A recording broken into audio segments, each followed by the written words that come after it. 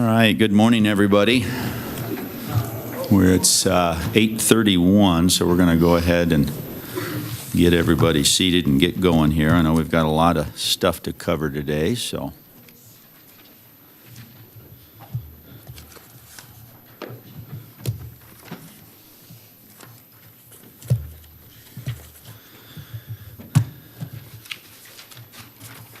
All right, I think we've got everybody. So with that, I'd like to go ahead and call to order today's meeting of the Nevada Board of Wildlife Commissioners for Friday, May 2nd, 2025. And we will go ahead and do the Pledge of Allegiance, if we could, and I'll go ahead and lead us in that Pledge of Allegiance. I pledge allegiance to the flag of the United States of America and to the republic for which it stands, one nation, under God, indivisible, with liberty and justice for all. All right, thank you for that. And if I could have the department do a roll call, please. Chairman Rogers. Here. Vice Chair Young. Commissioner Barnes. Here. Commissioner Booth. Here. Commissioner Bourne. Here. Commissioner Caviglia. Here. Commissioner Keel. Here. Commissioner McNinch. Here. Commissioner Walther. Here. All right, thank you for that. And as noted, Vice Chair Young is absent this morning, but I know he will be joining us a bit later this morning, so we will make that note when he joins us. With that, if I could have the County Advisory Board members to manage wildlife, if I could have you stand and be recognized, but if I could have you come down to the mic. We've got a lot of folks on Zoom, so if I could have you come down to the mic and state your full name, please. Hi, Tim Wilson with the Carson City Cab, and our chair, Rob Beamer, will be here a little later today. Thank you. Thank you. Jim Cooney, Elko Cab. Corbett Fleming, Carson City Cab. Chrissy Pope, Nye County. Glenn Bunch, Mineral County. Joe Krim, Pershing. Brian Hooper, Humboldt. Ryan Brown, Washoe. Mitch McVickers, White Pine. Neil Cheney, Lincoln. All right, wonderful, thank you. And how about any county advisory boards via Zoom?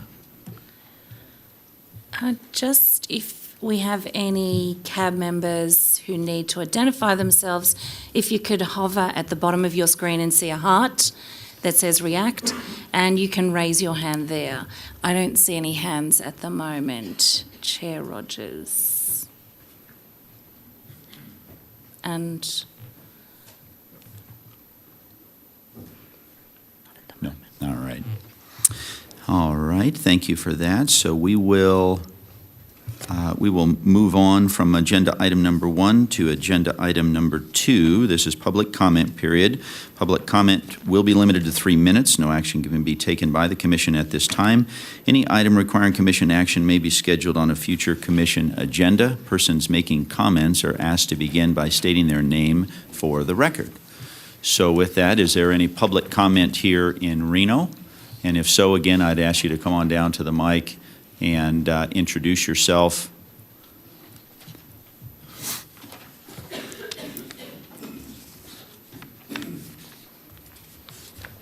I wasn't really sure if you wanted to comment on what we're hearing later or now. Actually, if I could have you to the mic, yeah. Do you want me to comment on an agenda item later at this point or at the end of the day? You certainly can. If there's anything you want to address now, you can, or later. I'm here for the Hound hunter petition, and I do not support it. I am from Modoc County. I am also a non-resident houndsman who has lived on the border area for basically all my life and hunted the Nevada side. And I'm also here representing a bunch of people from Modoc County, Lassen County, and Plumas County who couldn't be here, who have concerns about this because our predator and ungulate populations are fluid across the borders, and as you know, we have predator issues coming out our ears over there right now, and no one is really interested in anything that's going to take away any more ability at, or limit any predator hunting at this point. And for myself personally, I haven't seen that this would be beneficial for mountain lions at all. And if there's an issue in the northeast corner of the state, then it should be handled in the northeast corner of the state. And I don't think, I see this as being kind of a nanny government petition to make a blanket ruling for the whole entire state. So, thank you. Ma'am, could you please identify yourself for the record? Elizabeth Washoe. Thank you. All right.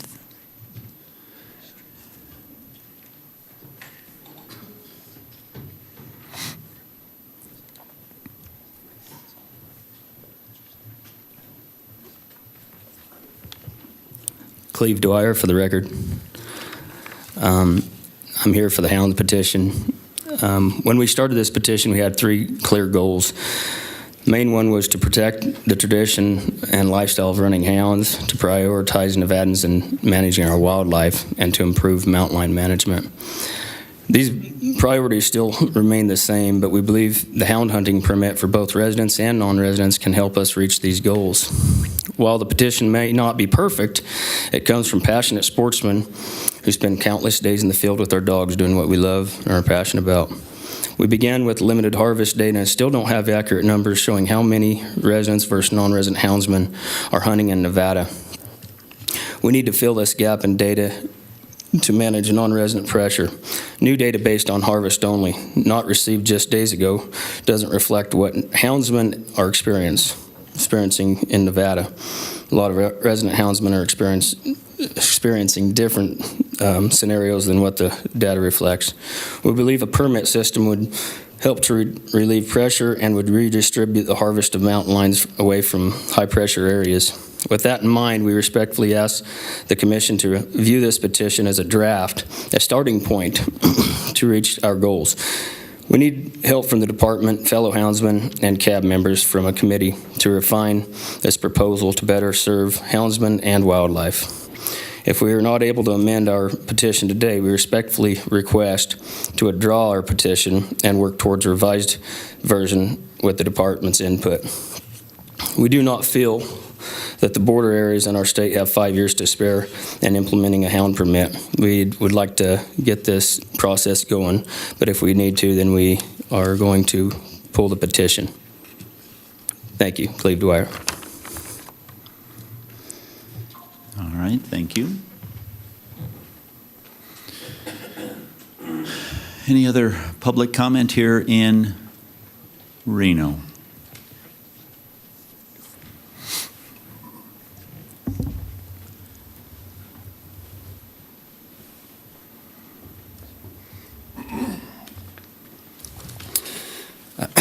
Cody Knight for the record. So Cleve and I have sort of ended up on the face of this deal. We have roughly 200 people have agreed to put their name on the petition. And the reason that this is coming to light is Utah has recently changed how they're managing lions. So it's definitely hurting us on the eastern side of the state. With the number of houndsmen that is coming over isn't accurate compared to the harvest data. And what we're really trying to figure out during this situation is how can we spread houndsmen across the state. And it's not that we want to cut every individual out from other states, while we still believe that this sport does need to be protected. And whether we go back to a 5-zone or something that helps manage the lion to be able to distribute that pressure is something that we really need help from the department. We have presented to, I think, about 12 different counties now with the cabs across the state. We have 10 that have agreed to help us move this forward. So there definitely has been a lot of good things that has come about this hound petition. It may not be perfect, but again, we're houndsmen and sportsmen, and some of us are spending on average 120 days a year. Some of us are over 200 days a year in the field. So we're out there, boots on the ground with our dogs, doing what we love, and we're seeing what's happening along the borders. And so I hope that we can put something together that benefits the Nevada houndsmen. Thank you. So, Mr. Wright, before you leave, if I heard the previous presenter and then yourself, so is it your position at this time to pull that petition? Yes, sir. And withdraw it? Okay, Yes. thank you. Thank you. Any other public comment here in Reno?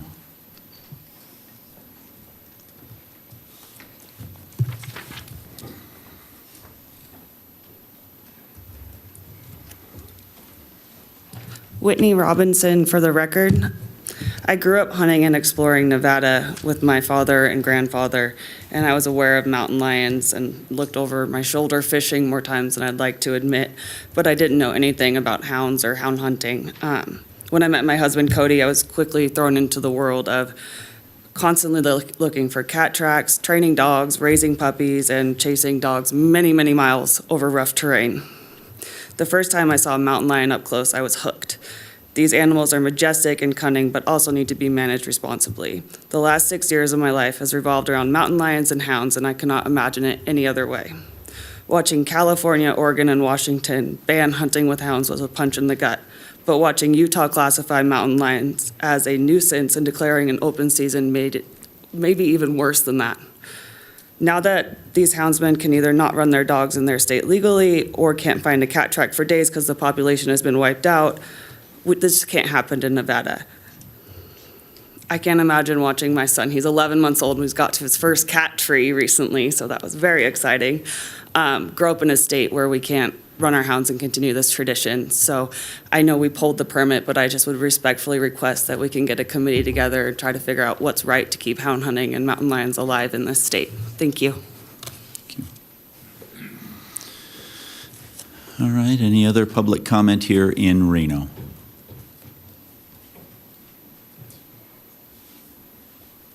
If there is any additional public comment here in Reno, I'd ask maybe if you come on down and sit a little closer to the front and be ready to present. But go ahead. As a rancher in northwestern Nevada, we run our cattle in all of that country. And we, as a houndsman also, this bill that's happening, when I've seen the decline of the lions, that even as a rancher, we have calves. We worry about the lions eating them. But this decline of people hunting and coming from other states that aren't, we are on the border of California, Oregon, Washington, and we're not having any intake when my wife and one day I would hope my son or daughter would be able to hunt lions, and we cannot find a lion to be around because of this. And my name's Zach Lawrence. I think I should have said that first, but that as a rancher, we support this. And that's it. Sir, sir, could we please have your name for the record? And if I could just remind Zach people. Barnes, I'm sorry. Zach Barnes. All right, thank you. Sterling Alston. I think full support on this is a definite. We need to figure out a way to move forward with it. I spent a lot of time in central Nevada and northeast corner and actively seeing on weekends out-of-state license plates with dead lions on their dog boxes, actively leaving the state. So I think the data's not there. People aren't actually getting cats checked like they're supposed to. And once they hit those states, they become that state's cat. So we need to put some sort of implementations on tag fees and use those generated monies to be able to check lions on weekends. So I think that's kind of a big issue. The data's not there. And until we know who's coming into the state and who's hunting with dogs, then we can move forward. So maybe just a preliminary permit would be something, just so you guys can get the data that you need to see. So, but full support of it. Thank you. Thank you.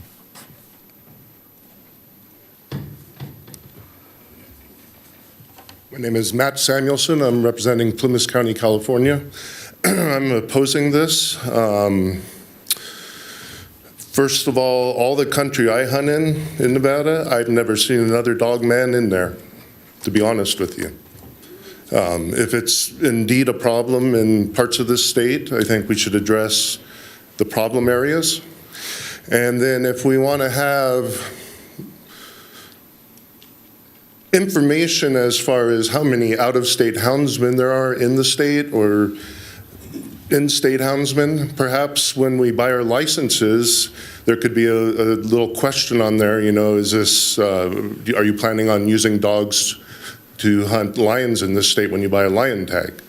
Maybe that would be a good way to begin if everyone wants to get this information.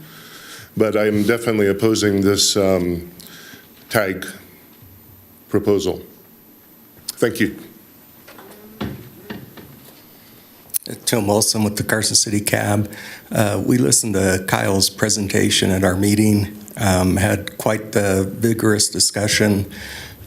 We do think there could be some issues here that may be of a concern, and we would like to see the commission possibly send this to a subcommittee or otherwise look into it a little bit more and see if there's really something here. Thank you. Thank you. Any other public comment here in Reno?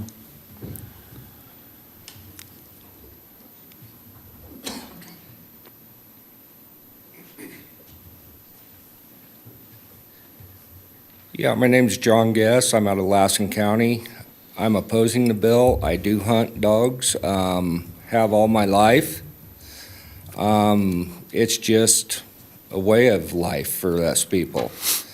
If we can't hunt in our own state, why is it not legal in other states?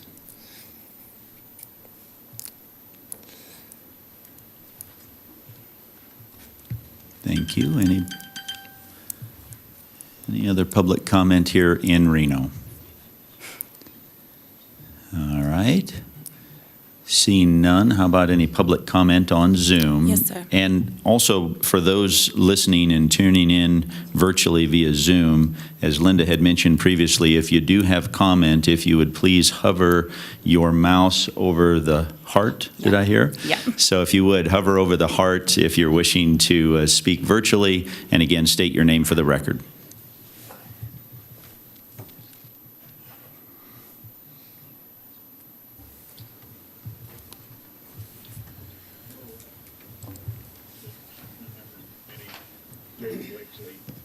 Go ahead, Mr. Blakesley.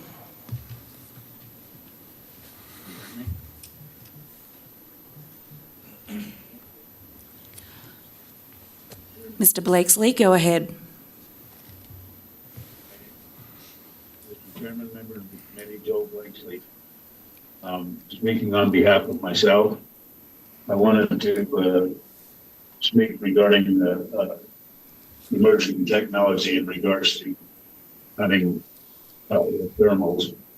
And I hear there's some talk about banning that during the big game season. I'm opposed to that. I don't think it's fair to punish one group of sportsmen based on a hypothetical benefit to another group of sportsmen.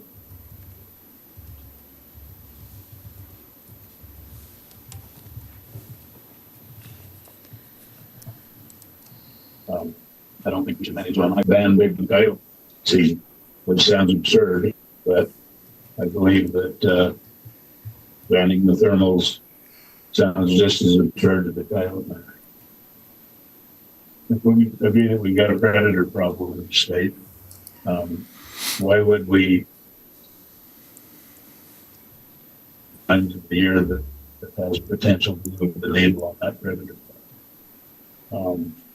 the price of coyotes right now isn't going to create any professional coyote trappers anytime soon.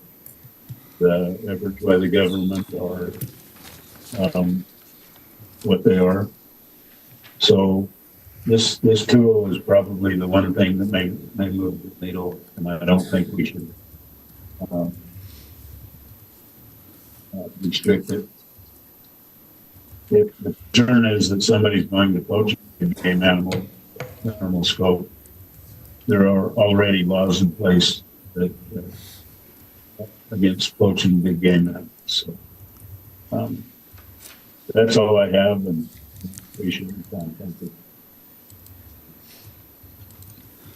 All right, thank you, Mr. Blakeslee. I think we got most of that. I'll apologize in advance to the person taking minutes. Go ahead, Joe, and please state your full name. This is Joe Crawford. I'm with the Lyon County Cab. Sorry I didn't check in earlier. I wasn't able to navigate the program quick enough to check in, but I'm speaking for myself. This has to do with the Hound petition. I know it's pulled. It's kind of repetitive, but I wanted to bring to the attention of the commission that the mountain lions and bears that we hunt in Nevada are not reported in the same manner and fashion as ungulates. Meaning if you draw a deer tag or elk tag or antelope tag in Nevada, you must report within 2 weeks of the close of the season. If you don't, you're ineligible to hunt the following season or apply or pay a fine in order to do that. Mountain lions and bears are not treated in that manner and fashion. The only time we are required to report is when we are successful in our hunt. With this Hound petition being brought up, it brought up a lot of different things that I thought of scenarios where there is an actual gap in the data that doesn't provide for an accurate number of houndsmen utilizing dogs to hunt mountain lions or bears. And that's just a flaw in the system without required yearly reporting. Reporting the hunts at the end of the year, mandatory, much like ungulates. It would provide a better number of people coming into the state for non-resident and residents as well that do utilize hounds to hunt. I think the requirements should be the same as the ungulates, is like how many days you spent in the field, what unit hunt areas you did in fact hunt, and how many animals you treed and freed. So that would say that you would have to indicate how many animals you did see that you chose not to harvest. I think that information is important, and I would ask the commission to consider to move the petition to a workshop process or a committee process, or add it to the agenda as far as self-reporting to future commissions. Thank you.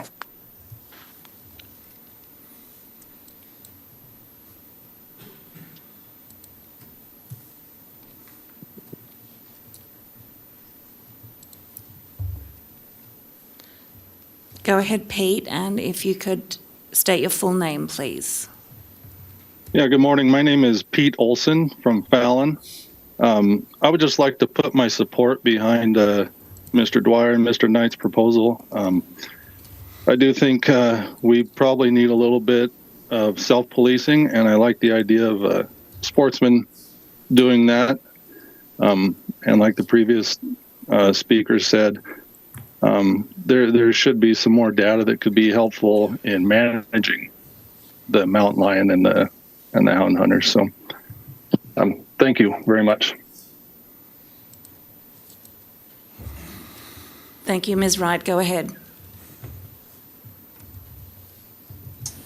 Marshall Evertson. I sent a letter to the commission and regarding to the hound hunter petition. I've been a houndsman for 20 years in Eureka County. I'm opposed to the position as it was written. I would like to point out there's a lot of people in the state that are houndsmen that never got an opportunity to help with the building process because they never even heard about it from the petitioners, which creates a lot of animosity among the hound group itself and a lot of anger amongst those individuals. I'm here to say that I've got a lot of information, a lot of ideas. I've looked at a lot of the data, the lion harvest data, and I would like to participate in helping this. I also sent my information to Mr. Knight just now. But this process needs to move forward, but we need more data, new ways to figure out how many people are actually coming into the state. And unfortunately, I don't have a lot of time to go through a lot of my ideas, but I do want to help in the process going forward. Thank you.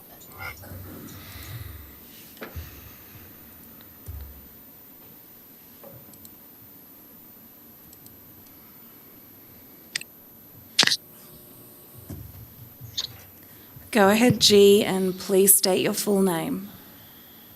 Yeah, my name's Chuck G. I'm with the Eastern Idaho Hounds Association. A few months ago, I was asked to give my background on our non-resident hound hunter permit in Idaho. In 1996, Washington and Oregon shut down their hound hunting, and we've seen a gigantic influx of out-of-state hound hunters up in northern Idaho during that time. So in 1997, we sat down in a room and we tried to cap the non-resident hound hunters coming into the state. We come up with a number with the Fish and Game and put a cap on our non-resident hound hunters just to keep that influx out of northern Idaho. We didn't have a huge problem in like southeast Idaho or southern Idaho, but just that one region. But we went ahead and covered it statewide with a non-resident cap, and it's worked super, super well for us down here or up here from you guys. But I think the petition is a super good way to get started, to get something in place. I think you guys, you're going to see a huge influx of non-resident hound hunters now that Idaho has went to a year-round lion season. And then you've got the problem of Utah with their mismanagement. So it's just a really good starting point for you guys to have this conversation. I'm glad the writers of this started to see things being proactive and be able to see a problem coming down the road instead of the problem all of a sudden occurring, and then you guys happen to be reactive. So I appreciate you guys' time. I think the petition is a super awesome place to start. Thank you for your time. Go ahead, Mr. Smeding. Hey, good morning, everyone. My name is Hendrik Smeding, non-resident houndsman. I've had the pleasure of hunting the western part of this state the last several years. After hearing a lot of the commentary, I'm going to, I guess, kind of shoot from the hip on some comments or suggestions, given that Coyote Knight mentioned to withdraw the petition. How it's currently written, it seems to target more of the recreational hunters, like those myself. As we all know, all of us who run hounds know that houndsman is a lifestyle choice. If you guys move to a draw system, my two hounds, I don't know what I'm going to do with them on years I wouldn't draw. I could see a positivity of charging a higher price similar to other states, you know, the $400 or $500 range for a hound permit, but not have a quota on it and then utilize those funds as further research. That seems to kind of be a common thought across the board. But overall, I urge the commission, to reject this petition, given kind of the lack of research and just the overall, I guess, design of the petition. So I guess thank you for your time, and that's all I have today.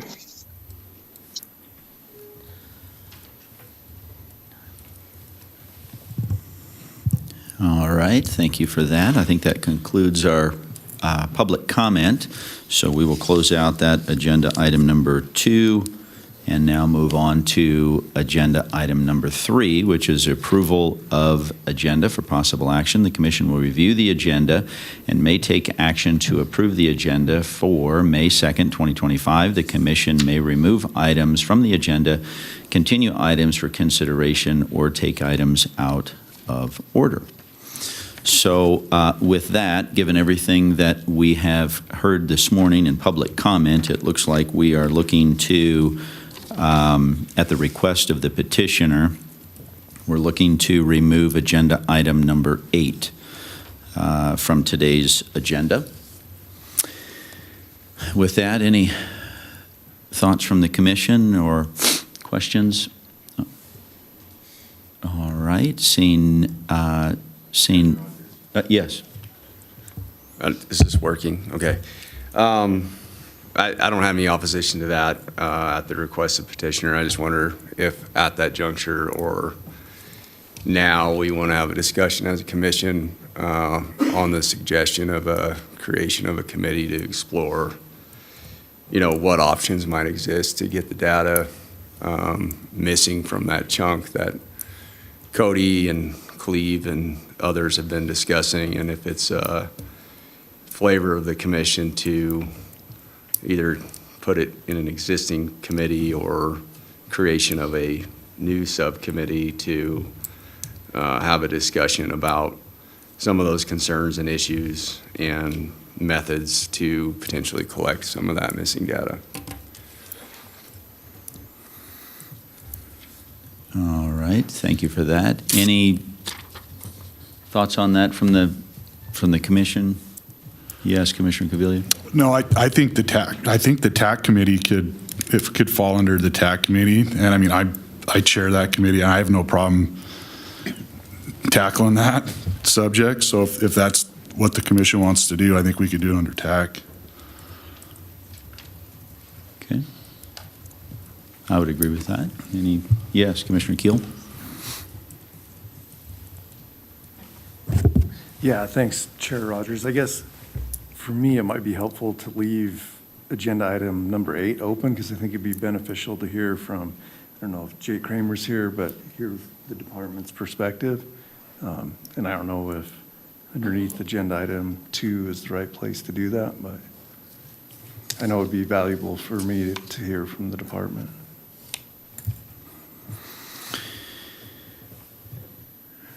All right, thank you for that. Commissioner Walther, did you have? Oh, okay. All right. Any other thoughts on that from the commission? Yeah, Commissioner McNinch? No, I'm having trouble here.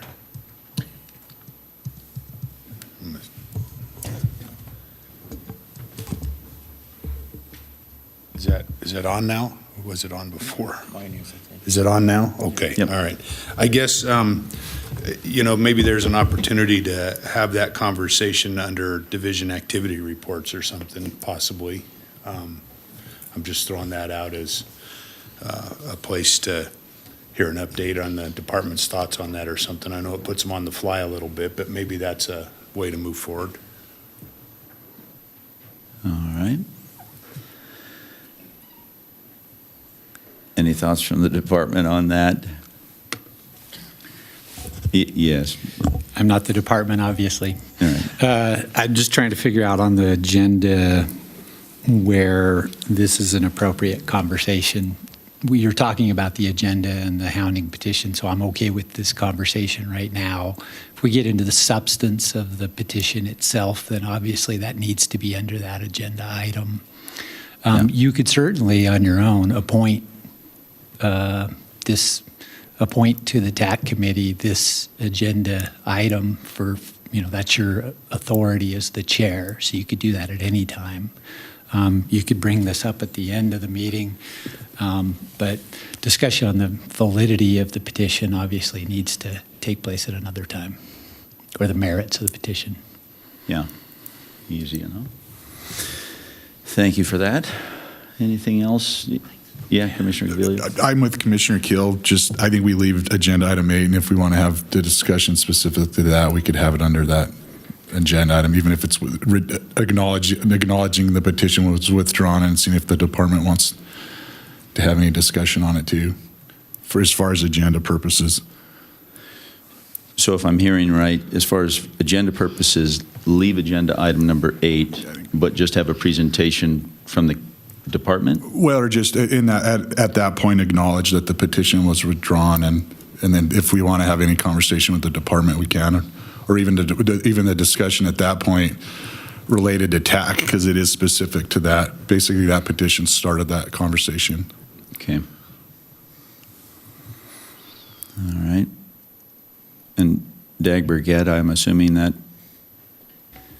Yeah, I think you're good there because the agenda item identifies that the subject matter of agenda item number 8 is the hunting permit and all the ideas contained therein, which is support material provided to the public. You know, there's a lot of support material. So you could certainly talk about the issues associated with that petition while deciding that allowing him to withdraw the petition.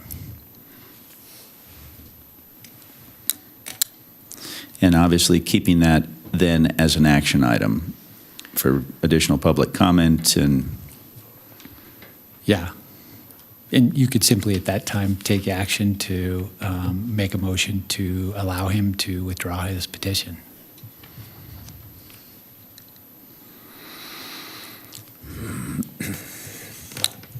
All right. Anything else from the commission on this? If that's the flavor of the commission, I'm okay with it. We've had a lot of discussion on it this morning, and obviously the petitioner has made it known that they are wanting to pull that petition and have it in a committee. I think further discussion is going to probably be more productive in a TAC meeting. But if it's a flavor of the commission to keep that on there and hear from the department, and I'm okay with that as well. All right. Easy enough with that. So for the agenda, we will leave agenda item number 8 on. And if there isn't anything else, I will send it out for any public comment here in Reno regarding today's agenda. All right. Seeing no public comment here in Reno on today's agenda, how about virtually on today's agenda? All right, seeing none, I'll bring it back to the commission for any other discussion or motion on today's agenda. Yes, Commissioner Keel. Yeah, with that, since I guess it was my suggestion, I'll move to approve today's agenda as presented for May 2nd. All right, so we have a motion for approval of today's agenda as presented from Commissioner Keel and a second from Commissioner Walther. All those in favor? Aye. Any opposed? All right, seeing none, we will move on to agenda item number 4, and this is approval of minutes for possible action. Commission minutes may be approved for the March 7 and 8, 2025 and April 4, 2025 meetings. And again, this is 4A, the March 7 and 8, 2025 commission meeting minutes. The commission will review and may approve commission meeting minutes. So any items on topics, if you will, discussion around 4A, the March 7 and March 8 meeting minutes? Yes, Commissioner Cavilla. Thank you, Chair. I'm just going to abstain from voting on this one because I was absent at that meeting. So. All right. Yes, Commissioner. I'll be abstaining also since I was also absent. All right. Thank you for that. Anything else on 4A?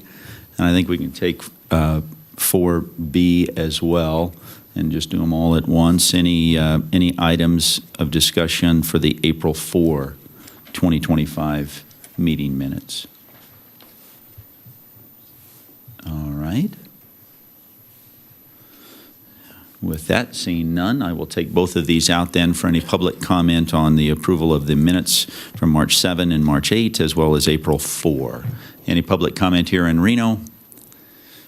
All right, seeing none, how about any public comment via Zoom? All right, seeing none, I'll bring it back to the commission. Any other discussion or motion regarding the approval of the minutes?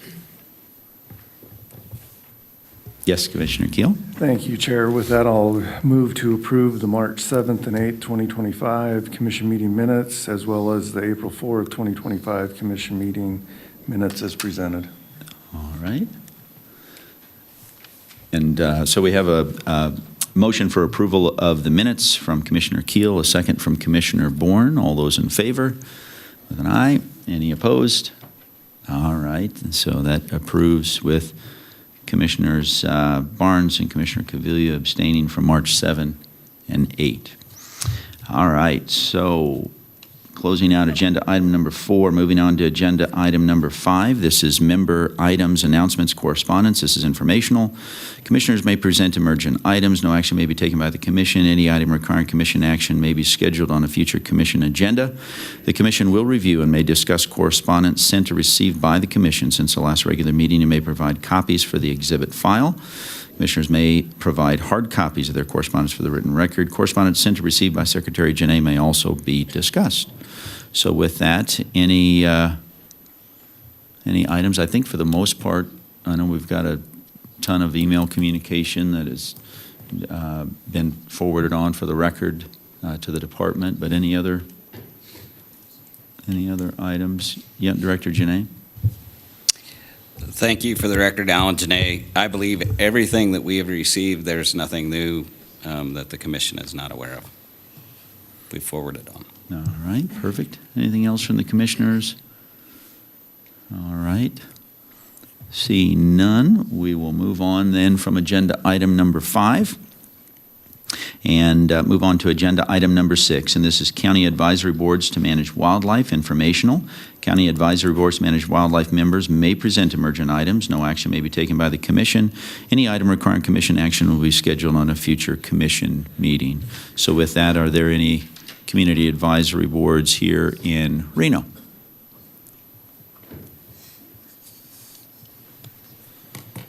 Neil Cheney from Lincoln County. We had during the public comment of our CAB meeting this last week, a fellow from Vegas talk about heritage swan tags to be on a statewide basis. I don't know if any of you have already heard about it, but he talked about possibly getting some heritage tags for swan statewide. He thinks that it would be worth it. You could do 2 or 3 of them, and folks from Vegas area would pay $1,000 or so with what it costs them to come up north to be able to hunt one if they draw a tag now. He thinks we wouldn't have a problem trying to sell them, so that might be something coming up in the future. All right, thank you.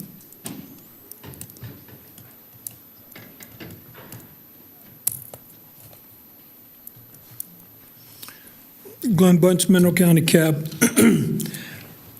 As I looked at the calendar for next year, it shows that the meeting in May is on the 3rd weekend in May.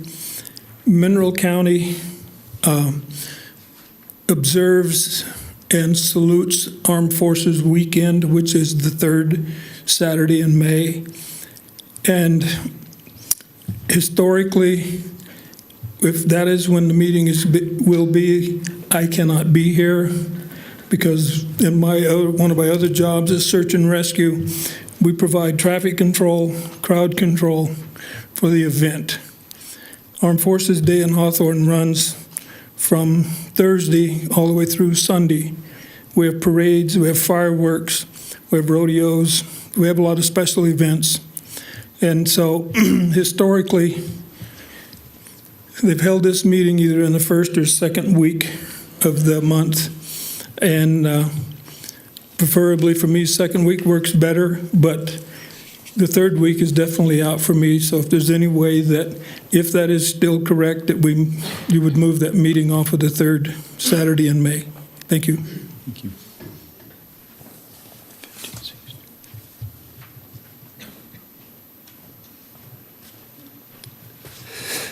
Mitch McVickers, White Pine County. At our CAB, it's been discussed for the last few meetings, but we were wondering where the youth tag transfer, where that's at currently, with it being harder and harder for these kids to have tags. I'd rather give my tag to my kids, so it's a pretty big discussion amongst a group of people, but I'd like to see that move forward. Thank you.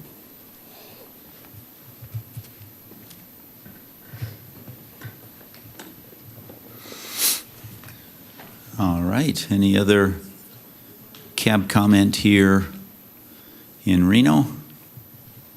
All right. See none. How about any cab comment via Zoom? All right. Perfect. Thank you for that. And yeah, we will look into as far as Mr. Bunch's comments on Mineral County, and then also look to get an update on the youth tag transfer as well. So appreciate those comments. With that, if there isn't anything else, we will close out agenda item number 6 and move on to agenda item number 7. These are department reports, informational. 7A, division activity reports. Director Janae and division administrators, a report will be provided on highlights from the Department of Wildlife recent activity. So with that, Director Janae. Thank you. Thank you for the opportunity. So for the record, Alan Janae, I just wanted to highlight the fact we have changed the format and the way we're handling this agenda item. You will see that now we have included this as support material, and the idea was to get it into the commissioner's hands so that you could review the material before the meeting, and if you had any questions, you could bring it up. Also, to make it a little bit more succinct, we'll be only highlighting a couple of the priority items from each of the administrators in each of the divisions, so hopefully that'll shorten up this agenda item. But we'll give it a whirl, and if there's any feedback from the commissioners, we'd like to hear that at the end of this. But I will go ahead and start and just give a very succinct, as I said, overview of the highlights out of the director's office. Many of you are aware, but Nevada Department of Wildlife hosted its biennial legislative breakfast at the State Legislator Council building. The event provided an opportunity for the department to engage directly with state legislators and educate all in attendance about the divisions of the department, discuss the challenges. The department had additionally invited multiple NGO partners to create an opportunity where they could educate those in attendance about their organization as well. I think it was a great event. It was well attended. We had kind of a tools of the trade, and there was nowadays they've done the expansion on the legislative building, and so it gave us more space for that for this breakfast. And so it was nice. We could spread out. We had our Gila monster there. We had one of our snakes there. We had many of the other items, and the divisions were set up and plenty of space to talk. And so we did have a conflict in the building as far as some of the legislators had to be in that meeting. And so we got a brief opportunity with them, but we also invited all of their staff as well. The items that we gave them were, it was game breakfast burritos. And so it was, meat that we had supplied and turned it into sausage and turned them into breakfast burritos, and then also biscuits and gravy. And I think it was well received as usual. They enjoy it. It gets a good opportunity and have dialogue with the legislators. And so other than that, other things coming out of director's office, as you know, we are absolutely in the legislative session. And I will say that just last weekend on April 26th, I was down at the legislative building, and we did close the department's budget. So that's good news. We were pretty steady across what we asked for. We did ask for some additional general fund that did not make it. But in all, most of our other asks and most of our budget made it through. And so we're in a good space, at least there. 31 more days of the session, and we'll continue to play and see how we come out of that. And that is the update from the director's office. If you have any questions, if not, I'll pass it on to Christy Knight in law enforcement.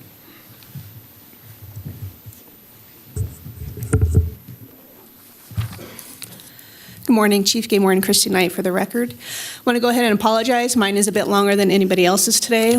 In the last week, we have 2 extra cases I would like to talk about, all about shed hunting. So on Thursday, July 24th, 2025, following saturation patrol near Ely, Indell Game Wardens immediately transitioned to shed antler poaching investigation in Hunt Unit 081. Earlier that week, on Sunday, a game warden patrolling had observed a pickup truck with a cargo trailer entering the area and conducted reconnaissance in response. Thursday morning, 2 wardens located the suspected camp, which was unoccupied at the time. They maintained surveillance and waited for the occupants to return. Upon arrival, 5 individuals, 4 adults and 1 juvenile, were contacted. A warden observed one of the individuals actively handling freshly shed brown antlers. Additional wardens responded to assist, and the investigation revealed that the 5 subjects had entered Nevada with the intent to illegally collect shed antlers during the closed season. 3 of the 4 adults were residents of Oregon and where shed hunting is not restricted by seasonal closures. They admitted to traveling to Nevada over the past 8 years, specifically because of the reduced enforcement risk, fully aware of the closure regulations. The group also admitted they intentionally arrived before the legal season opened, stating that waiting until the opener would leave them with no opportunity due to competition. As a result of the investigation, game wardens seized a total of 104 elk antlers, 8 mule deer antlers, and 3 small mule deer deadheads. This has an estimated value of approximately $5,000. All 4 adults were cited for illegal shed collection during closed season, receiving citations totaling $640 each, including court fees. The juvenile was warned. Just 1 day before the legal shed antler season was set to begin, 4 Utah residents, a father, his son and daughter, and a family friend, were found attempting to conceal a catch of illegally collected shed antlers. On April 29th, game wardens observed the group actively collecting the antlers and operating ATVs off-road. Wardens maintained surveillance of the area where the antlers were stashed, but due to the late hour, chose not to make contact that night. The following day, April 30th, wardens contacted the group at their camp. While 3 of the individuals, the family members, initially denied any involvement, the friend quickly admitted to the activity. A subsequent search revealed 30 shed antlers hidden in the ground depression near the camp, camouflaged with natural debris. All 4 adults were cited for collecting shed antlers during closed season, with citations totaling $640 each, including court fees. These cases highlight the continued pressure of Nevada's wildlife resources from out-of-state shed hunters and underscores the importance of maintaining strong enforcement presence during closed seasons. Game wardens were actively patrolling the shed antlers and encountered numerous individuals in the field.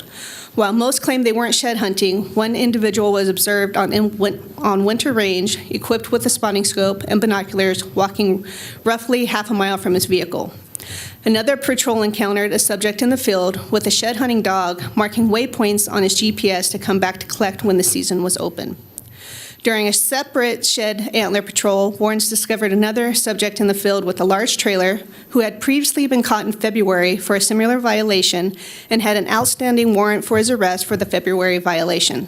The suspect was taken into custody and transported to the Ely jail. Now I'll transition to something different. NDOW received a conviction on the 2022 investigation of residency fraud with the Take with Big Game Mammals investigation. 2 individuals were convicted of multiple wildlife violations from unlawful killing of a large 5x4 mule deer. The primary suspect pled guilty to aiding and abetting unlawful possession, a gross misdemeanor, resulting in a 5-year suspension of their hunting privileges.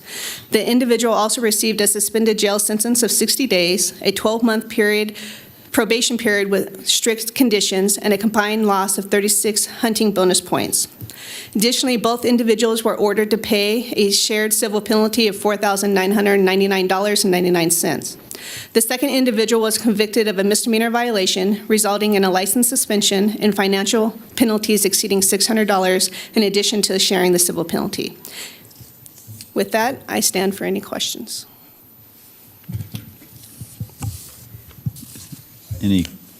Yes, Mr. McNinch. Thank you, Mr. Chairman. So Christy, did you say that, that it came with a loss of their points?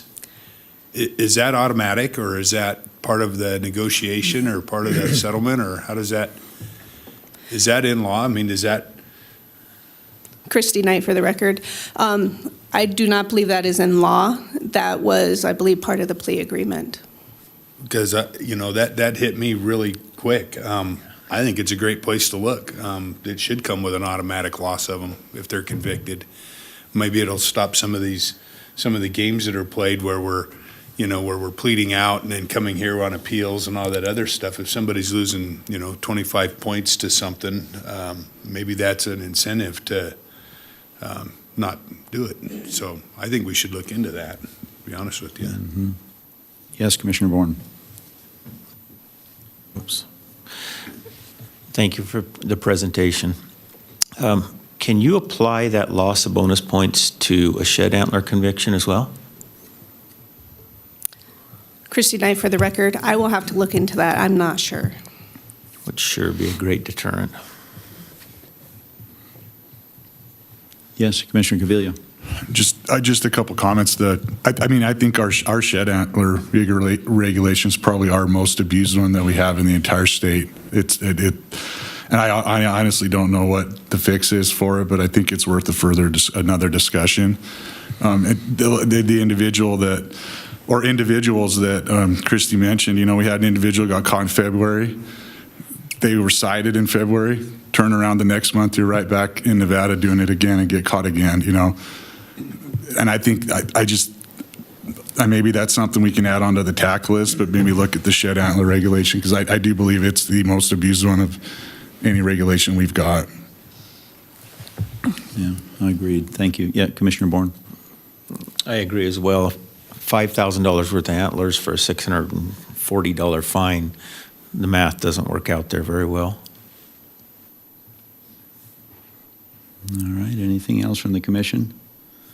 Yeah, just my comment on that. Yeah, I couldn't agree more. We hear these cases continually again and again, and I know we've talked about it and kicked the ideas around, but I absolutely agree and would support some additional discussion in the TAC committee or something to get some teeth into these things. All these cases that you cited, Chief Knight, just really raise a hair on the back of my neck. And furthermore, these are just the ones that we caught and know about, right? How many others are slipping through the cracks and everything else? So it is a wide problem and something that we absolutely have to address. So anyway, appreciate the report. Yeah, Commissioner Bourne. I'll add a final thought on that. Twice last week I saw on Instagram postings of people with shed antlers, and I'm thinking, if they're brazen enough to post it on Instagram, something has to happen there.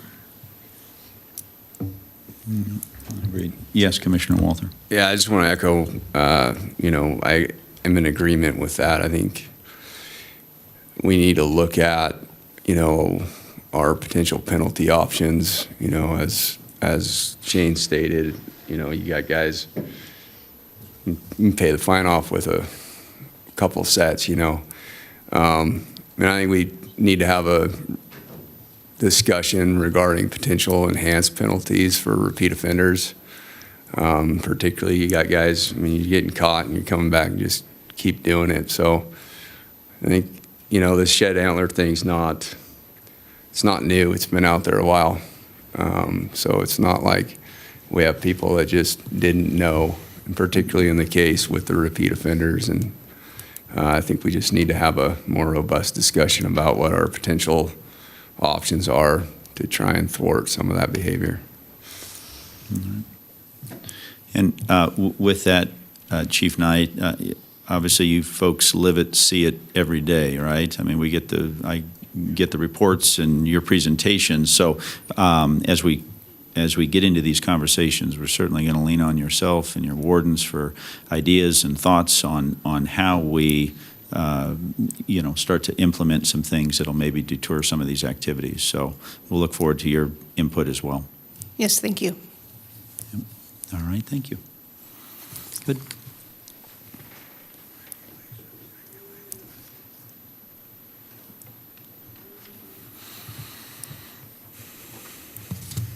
Good morning, Chair Rogers, fellow commissioners. Mark Freese, Habitat Division Administrator for the record.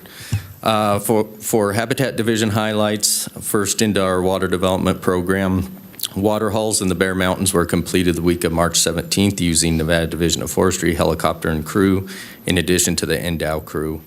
More water hauls were completed the week of April 21st.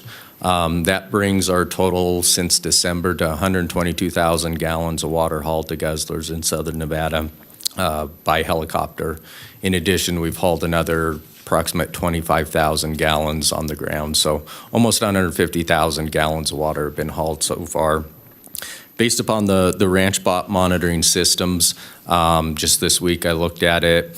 On average, we're sitting about 80%. There's certainly some significant drawdown rates continuing. There are some storms projected to happen in Las Vegas this week, so that's a good sign. We'll continue to monitor those and haul water as needed. The ranch bot monitoring systems have enabled our staff to identify and correct water capture issues at a few of the units as well. So those are certainly useful tools for us. We're learning a lot through the ranch bot monitoring systems. On to our restoration program, staff across the state have completed seeding and shrub planting projects and other rehabilitation work. And we are prepping for the next wildfire season. We're buying herbicide, seed, asking for funding, everything to put us in position to get ahead of a big wildfire year. And with that, I'll be happy to take any questions. All right, any questions, comments, concerns from the commission? All right, thank you, appreciate it.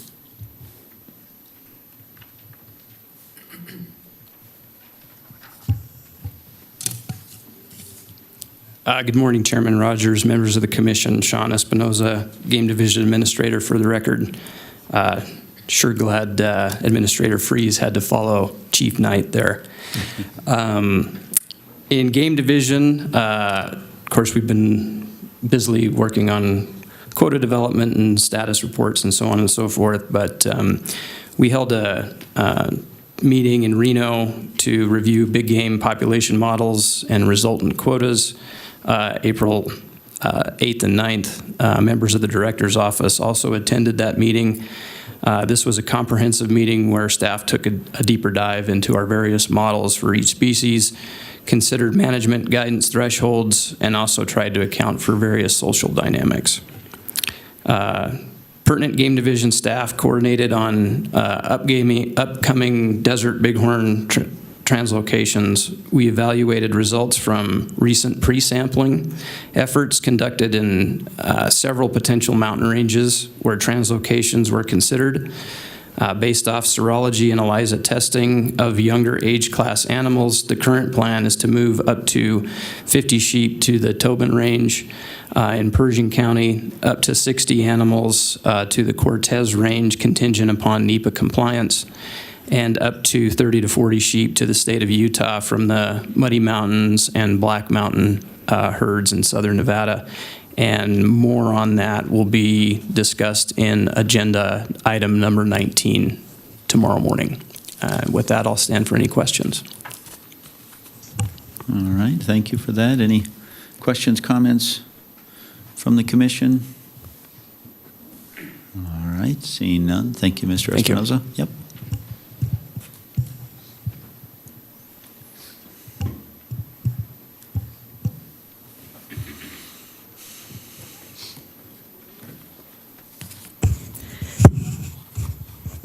Good morning, members of the Commission. Jasmine Kleiber, Biodiversity Division Administrator, for the record. Some highlights from our division are that recently myself, Jasmine Kleiber, attended a Washington, D.C. fly-in to meet with our Nevada congressional leadership to discuss state wildlife grants.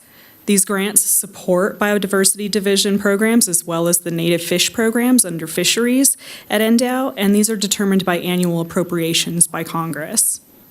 Additionally, division coordination and outreach efforts have ramped up, including participating in local job fairs, county fairs, desert tortoise working groups, Renewable Energy and Wildlife Institute efforts, Audubon Society activities, Fish and Wildlife Service refuge system activities, Western Bat Work Group, school visits, interpretive guide certification, and others, with the goal of expanding our working relationships and footprint across the state. And I'm happy to answer questions about any of the other activities as well. All right, thank you for that. Yes, Commissioner McNinch. Thank you, Mr. Chairman. So what is the outlook for the state wildlife grants? Right now, Jasmine Kleiber for the record. Right now, we're still awaiting the House Committee on Appropriations to make the final determination for fiscal year '26. They have already made the tribal appropriations, which is part of the same legislation from the 1950s, and that was equivalent to what it has been the last 2 years. So we're hopeful that the appropriations for state wildlife grants will remain as they have been, status quo for the last 2 years. We have been hearing through the grapevine, though, that there could be a slight decrease somewhere between 6 and 11%. So we're just awaiting that final number at this time. Okay, and what is that number on a national appropriation level? What's it been at? It's generally been around $72 million. It's a chunk of change, and I know the diversity program relies on it, and this is where our state wildlife action plan, this is where it gets its money to function. So this is really important. I appreciate you going out and advocating, and lobbying is not proper term, but appreciate you going out and touching base and letting everybody know how important it is to us here in Nevada. All right, great. Thank you for that. Anything else from the commission? Questions, comments? All right, appreciate the report. Thank you.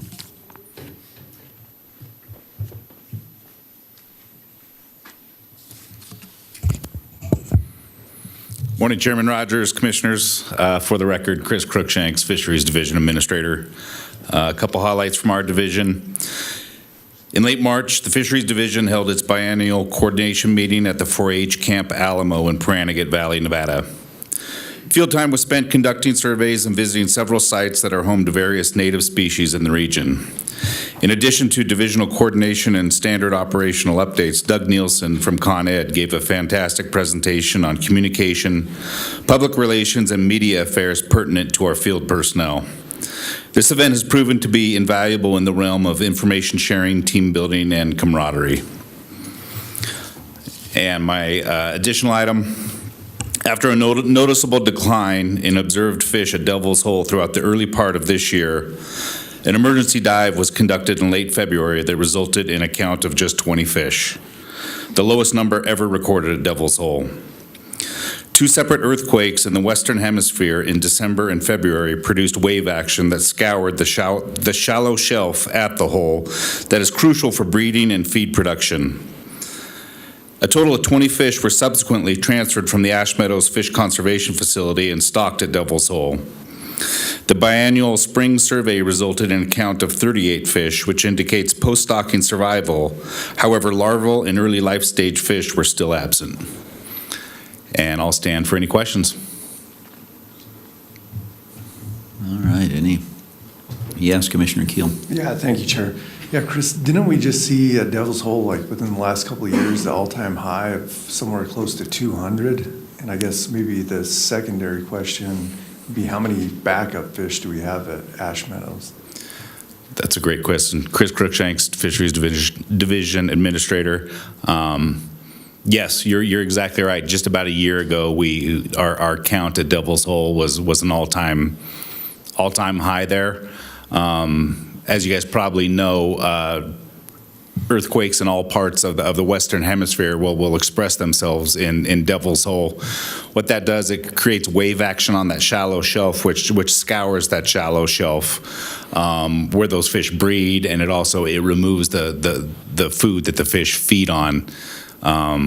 These earthquakes are exasperated in the wintertime because there's no direct sunlight that reaches the hole for a number of months. Therefore, production of food on that shelf is extremely slow, so it's really slow to rebound. This was the first time it's really pertinent because the Ash Meadows Fish Conservation Facility, which is basically a replica of Devil's Hole itself, that's exactly what it was built for. It was for an emergency situation such as this. They've research at the conservation facility has come leaps and bounds. They're actively spawning fish there, and they've got, last I heard, at least 400 to 500 fish in that facility, and they've just recently have had some success with active spawning. So it's what the facility was built for. So the decision was made after all sorts of meetings, and there's an incident command team for Devil's Hole. The decision was made for that first time to transfer fish from that facility to the hole.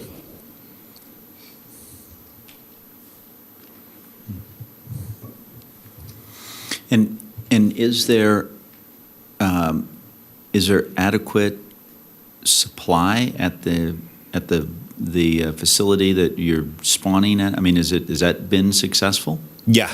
It was a long time coming, but they've finally got the whole spawning and rearing at the fish conservation facility figured out. So yeah, we do have those backup fish that we can put into Devil's Hole, for an emergency situation just like this. So although it's extremely bad situation, the end result is actually really, really positive. All right, anything else from the commission? Questions, comments? All right, thank you very much. Thank you.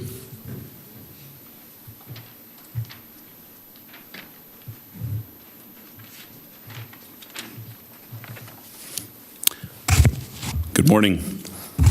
Chris Vasey, Conservation Education Administrator. A couple highlights for some of our events. The Southern Region Conservation Education Team organized and staffed the Endow exhibit at Clark County Fair in Logandale. Attendance at this event was over 100,000.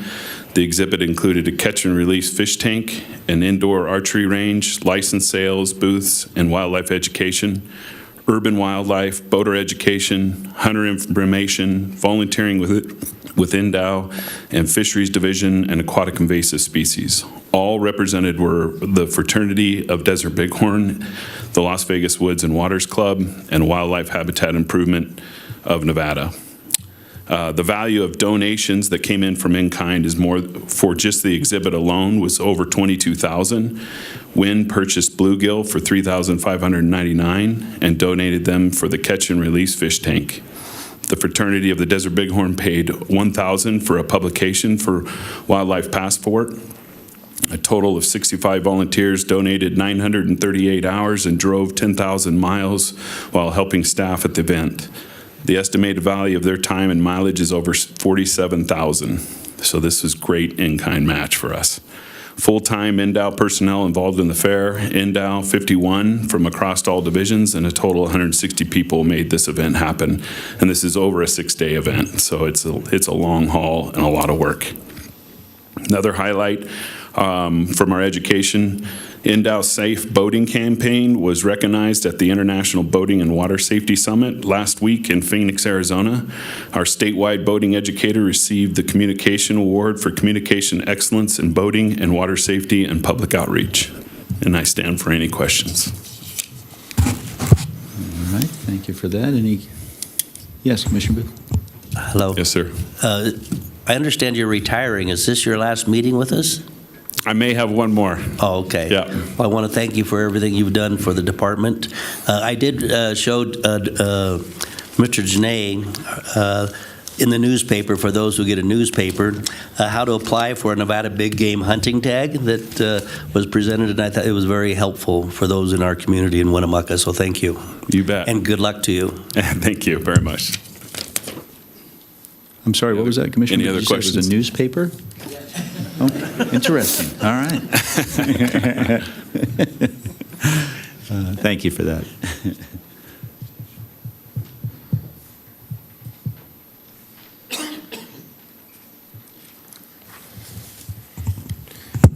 Yes, good morning, Chair Rogers, members of the Commission, Matt Maples, Data and Technology Services Division Administrator for the record. Our first highlight, the big game application period opened Monday, March 24th, and will close next Wednesday, May 7th at 11 p.m. Draw results will be released on or before Friday, May 23rd, and staff are busy helping customers and are available at Endow offices and our call center to assist with questions. The second highlight is the department held a training demonstration for the county advisory boards and commission members of the Seasons and Quotas program that will be used during the commission's quota setting process. The training was well attended and received positive feedback from the participants, and staff have been busy assisting with questions from CAB members to facilitate this new process. And with that, I'm happy to take any questions. All right, thank you. Any questions, comments? Yes, Commissioner Booth? Thank you, Mr. Maples. I'd like to thank Megan Manfredi, who took the trip to Winnemucca for the CAB meeting and then had to drive back late that night. But it's very nice in the rural areas to see individuals from the cities travel to our areas. Sometimes it seems like there's nothing exists east of Sparks, so we want to thank Megan for making the trip. Absolutely. Very welcome. All right, anything? Yes, Commissioner Caviglia? Thank you, Chair. Just a quick question. How are we tracking as far as applicants up to this date, compared to past years? Yeah, great question, Commissioner Cavilla. Matt Maples for the record. We are on par with previous years. Some days we're a little up, some days we're a little down. In general, I would characterize as mostly flat with last year. All right, thank you for that. And the only thing I had, Mr. Maples, everything seems to be running smooth. I know we're 4 or 5 days out from the deadline, but for the most part, everything's been running smooth, no issues, no problems? Yep, yeah, everything is going well so far with the draw. The last several days, we're hoping and assuming we'll be very busy with applications rolling in, similar to previous years. Typically, the last 4 or 5 days are tremendously busy and result in a high number of applications. So we'll be busy until Wednesday. Wonderful. Thank you. Appreciate it. Great, thanks. Yep, thank you. Yes, Director Janae. Thank you. For the record, Alan Janae, and just that's our final update, and look forward if anybody's got any thoughts or ideas for improvement on this change, feel free, let me know. But that is the end of our report. Thank you. Perfect. Thank you for that. Yeah, no, and we appreciate, again, the reports and making some adjustments, and like anything new, trying it out. I'm sure we'll, keep making some changes and tweaks, but I thought it was very good today, so appreciate that.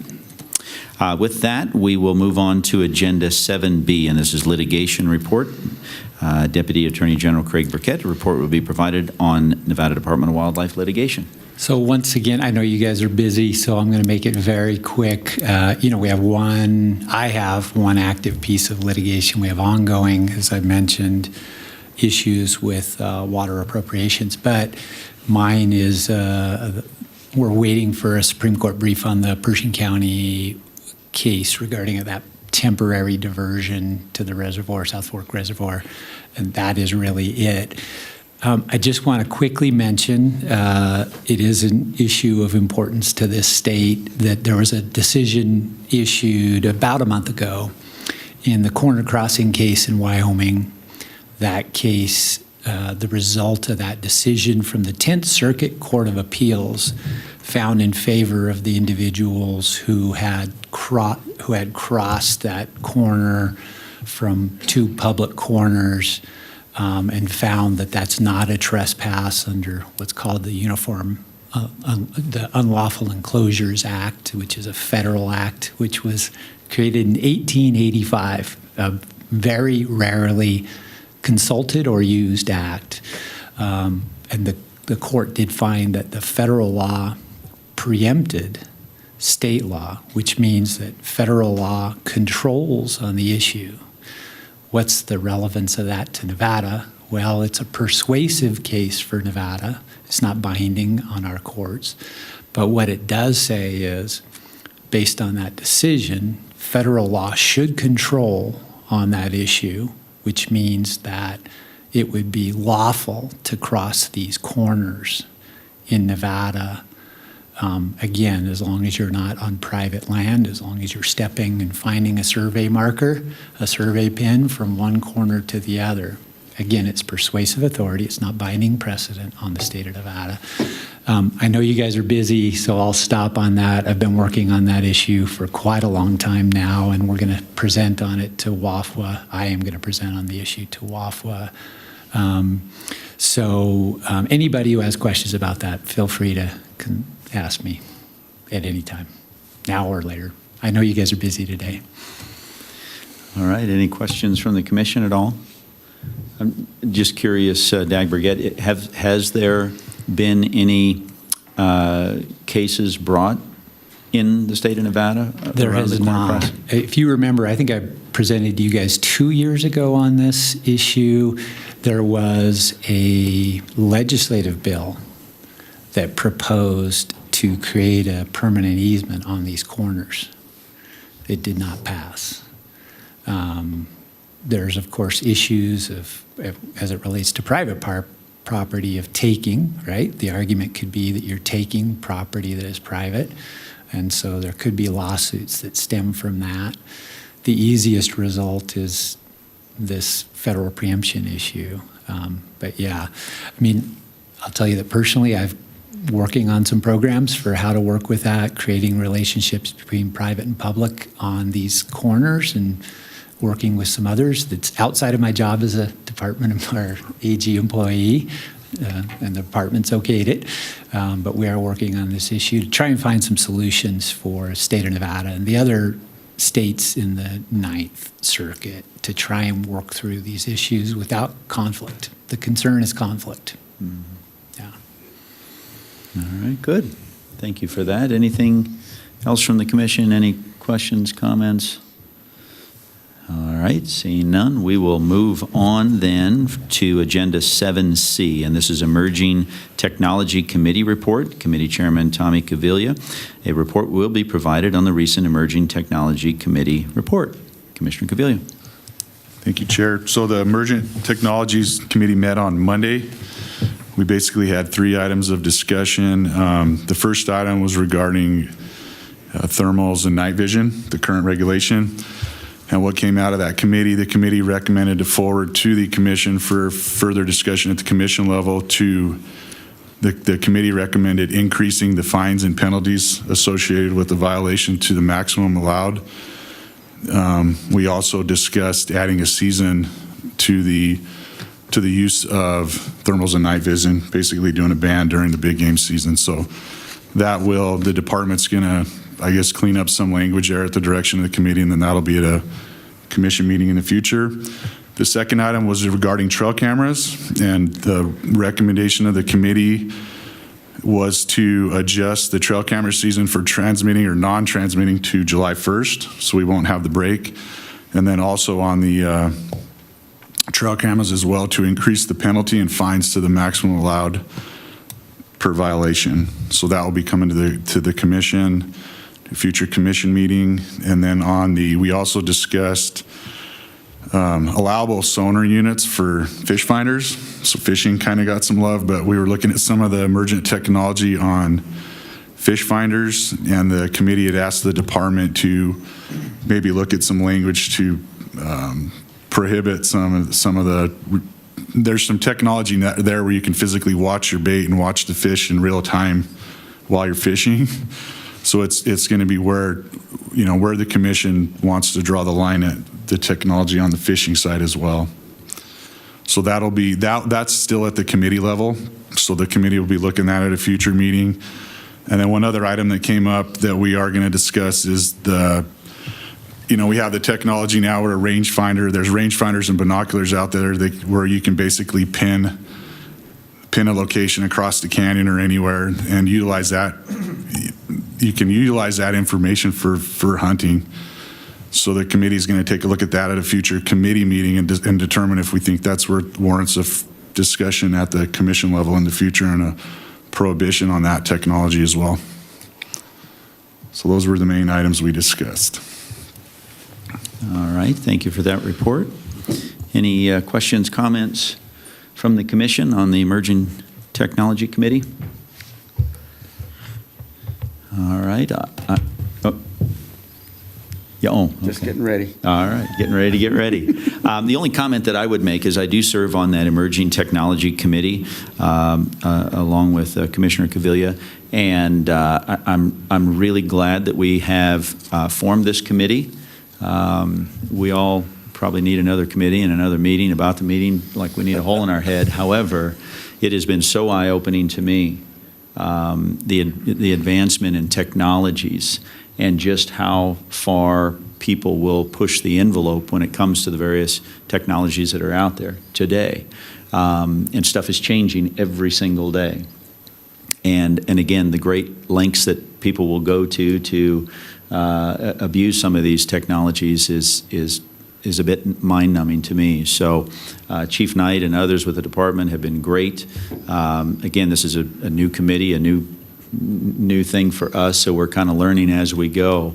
But it's been extremely educational for myself, and I think also very beneficial for this state as we move forward, and certainly for our wildlife. So anyway. Anything else from the commission on that? All right, seeing none, we will then move on to item number 7D. This is Wildlife Heritage Committee report. Committee Chairman Tom Barnes. A report will be provided on the recent Wildlife Heritage Committee meeting. Commissioner Barnes. All right. We held our Heritage Committee meeting last night. This is where we look at the presenters give us an overview of all the heritage projects being proposed. We also looked at the heritage tag seasons and quotas, and so that's where we got started. And we came up with a stab at what our vendors are going to look like for next year. So we took a preliminary stab at that. We're going to fine tune it. We're going to have our next meeting before the June meeting, so we'll fine tune all that. So we'll look at it now. We'll look at it between now and then we'll fine tune it, and we'll come to the commission with a proposal on tag vendors at the next meeting. Then we went ahead and looked at all the heritage projects. There's a large amount of them, and again, really high quality projects. The downside of this is that unfortunately we don't have the amount of money available to fund all the projects. So we're going to have to do some kind of trimming, whether it's we trim some projects or cut some money out of some of the projects. But the department's going to take a look at some of that, give us some options. And we all, the committee members, we all have homework to do between now and then to go ahead, and after we saw what the projects were, to go back, take a look at them and see what we're going to do. But we're going to have to cut some. But like I say, but it's nice to see the quality of projects that are coming to the committee. And like I say, if we have to cut some, it's not because it's a bad project. It's just that maybe some of the others we feel are maybe a little bit more valuable or fall more closely to what the heritage is for. And I think that's probably what it's really going to come down to, is that a lot of those projects are good ones, but which ones fit heritage the closest. And so again, we'll take a look at that. We're going to have our the next meeting, we'll talk about it, and we'll come to the commission with a proposal to look at. So did I pretty well cover it? I was told that I'm getting too soft on that committee, so I might have to toughen up at the next one. I could hear that in your voice. It just, and if you need this, I'm happy to pass this on down to you, Commissioner Barnes. No, thank you for that report. I had the opportunity to sit in last night and observe the Wildlife Heritage Committee meeting, and to Commissioner Barnes' point that, there was a lot of good presentations last night on the various projects and the good work that is going on throughout the state in a number of different capacities. So anyway, appreciate that report. Anything from the commission? Any questions, concerns, comments? All right.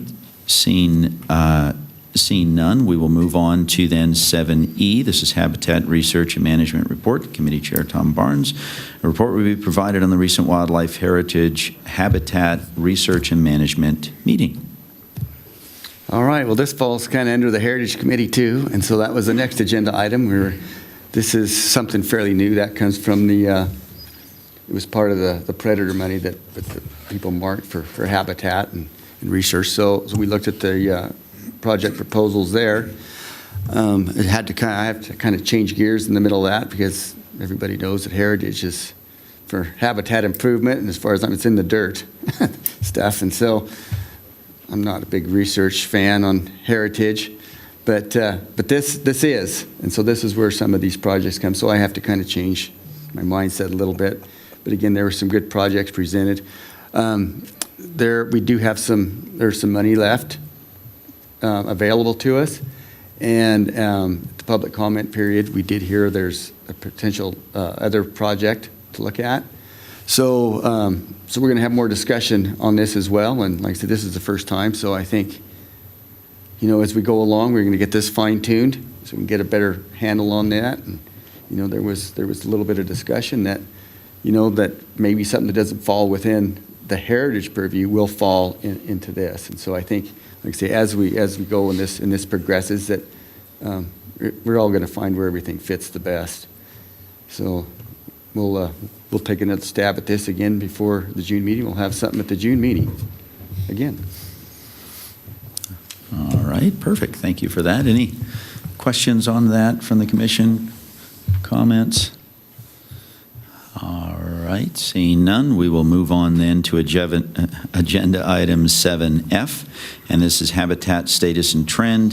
Habitat Division Administrator Mark Freese, a presentation will be provided on the status and trend of Nevada's wildlife habitat. So, Mr. Freese.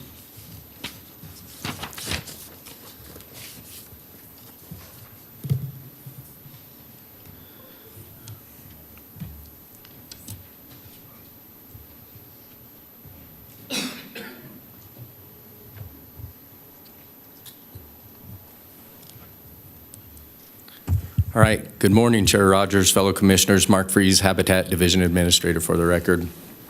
So we're going to give you a quick update on habitat status and trend at a very broad perspective, statewide perspective, which will hopefully connect with what game's going to go through with the quotas and help make sense of things. So just a quick roadmap. We're going to cover some of the long-term vegetation trends, short-term weather patterns. I'll give you a Great Basin wildfire season outlook and go over some of our restoration accomplishments.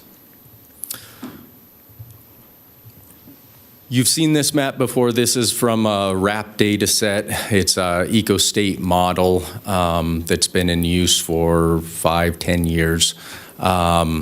Really, I'll draw your attention to the color scheme. So the dark greens is the best of the best.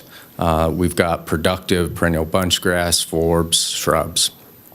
The lighter green is still in pretty good shape, but it has a compromised component. It has more invasive annuals in the system. The perennial bunch grasses, shrubs still are dominating the site, but there is the threat of invasion happening. And then the yellows and the reds are sites we've lost, sites that have been largely converted and are now dominant by invasive annual species. So you can see the time slice on the left, mid-1980s, to the time slice on the right. There's significantly less of that dark green, that really good shrubland community. We've lost some of the light green as well, and it's really given way to the reds and yellows. So certainly not a good trend. Just another way to look at that data is in this bar chart. Again, those dark greens, light greens giving way to the reds and yellows. Really, we've lost over half of our good condition and intermediate condition shrublands, and we've seen that transition into a fourfold increase in invasive annual grasses. Kind of same graphic, just a different way to present it. Those four colors that I mentioned, you could see these significant changes through time. But more recently, there's some positive trends happening.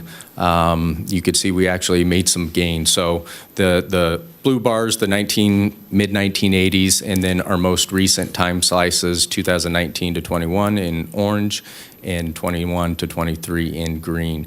You could actually see the poor condition shrubland, poor condition grasslands have declined. I'll go over why that may be here real soon. But you can see an increase in the intermediate condition shrubland. We're still losing some of that really core, really critical, good condition shrubland, though. And why does it matter? This was an outdated slide Cody Schroeder put together. He mapped that good condition shrubland in the green bars. There's a trend line there. It's declining, like we just talked about. But he compared it against 5-year average fawn recruitment, as well as greater sage grouse average chicks per hen. And you can see very similar patterns here with the declining trend. As the shrub conditions decline, so do the deer and sage grouse. Okay, moving on to short-term weather patterns. This was a slide I presented 2 years ago, if you recall, just to take you back in time from the right side of the graph. 2019, we had pretty favorable weather, and then we went into 2020, 2021, 2022 with some pretty significant drought. So shrublands, forage, nutritional content on the landscape was down due to the drought. And then we had a big winter, 2022, 2023. It was one of the record winters we've had. It's a blessing and a curse because it was an extremely cold winter, extreme heavy snow that persisted well into the spring.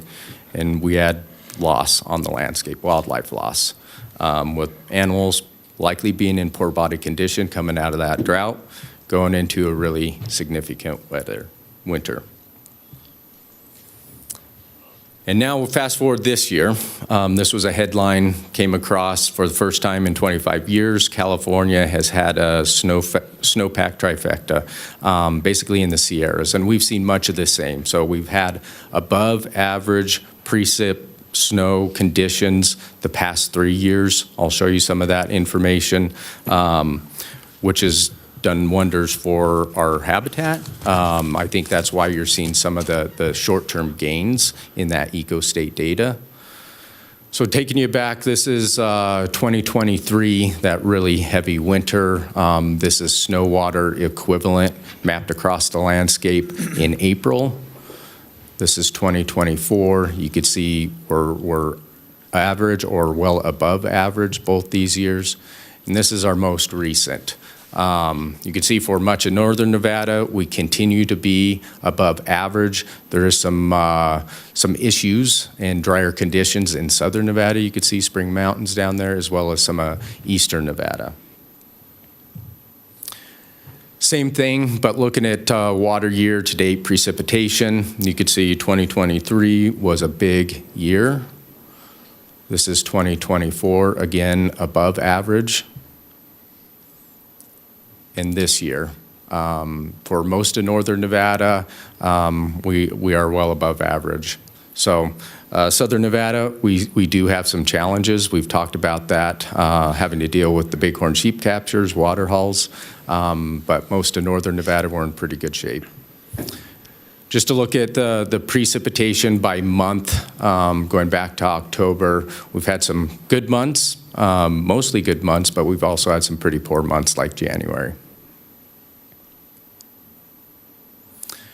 And then if you just look at the snowpack precipitation, it's a little bit tough to see, but we're average to slightly above average. Soil moisture, we're tracking very closely to an average year, but this makes 3 really good years in a row for precipitation, at least in northern Nevada. Like I discussed, there is some drought issues as you move south. Southern Nevada, we had a long period of time without any precip. That's why we continue to do the water hauls and planting bighorn sheep captures. And then looking at the drought outlook for the next few months through July 31st, it's going to persist and intensify. So we are planning and going to be prepared for additional water hauls as needed. Okay, next topics to look at the wildfire season outlook. This is not my presentation. I stole this from Gina Palma. She is a meteorologist with BLM, but I thought it would be insightful for this commission to see. So similar graphics from 2024 and most recently, largely above average with exception of Southern Nevada. And this graph shows in the black boxes the big fire years, the ones we need to be prepared for. Really, those occur mostly during the wet years and during a slightly lag in those wet years. The colors, the reds, the browns, the tans, yellows, that's the drought conditions. You can see the most recent wet cycle that we're still mostly in. We haven't had a big fire year. We've really been blessed by having small fire years. Could it be this year? It could, and I'll show you some graphics on that. Just looking kind of the immediate future, May, we're going to be above average precip, so that'll help keep some of the fire danger down for the next couple months. But you can see in June and August, we switched trends. The temperature's going to be much warmer, at least it's predicted to be, and precipitation is going to be about average or even drier in the northern part of the state. And so that'll give way to some fire danger, particularly in northern Nevada. They're predicting July, things are going to start drying out with those warmer temperatures. So July and August, we're predicted to have a significant wildfire potential outlook. A lot of those fuels are grown with the winter and spring moisture that's going to allow, once it's dried out, the state to have a high potential to burn. So we're doing our best to get positioned to be able to address those fires through rehabilitation actions if needed. Okay, real quick on restoration accomplishments. Thanks to Matt Glenn for putting this information together this week.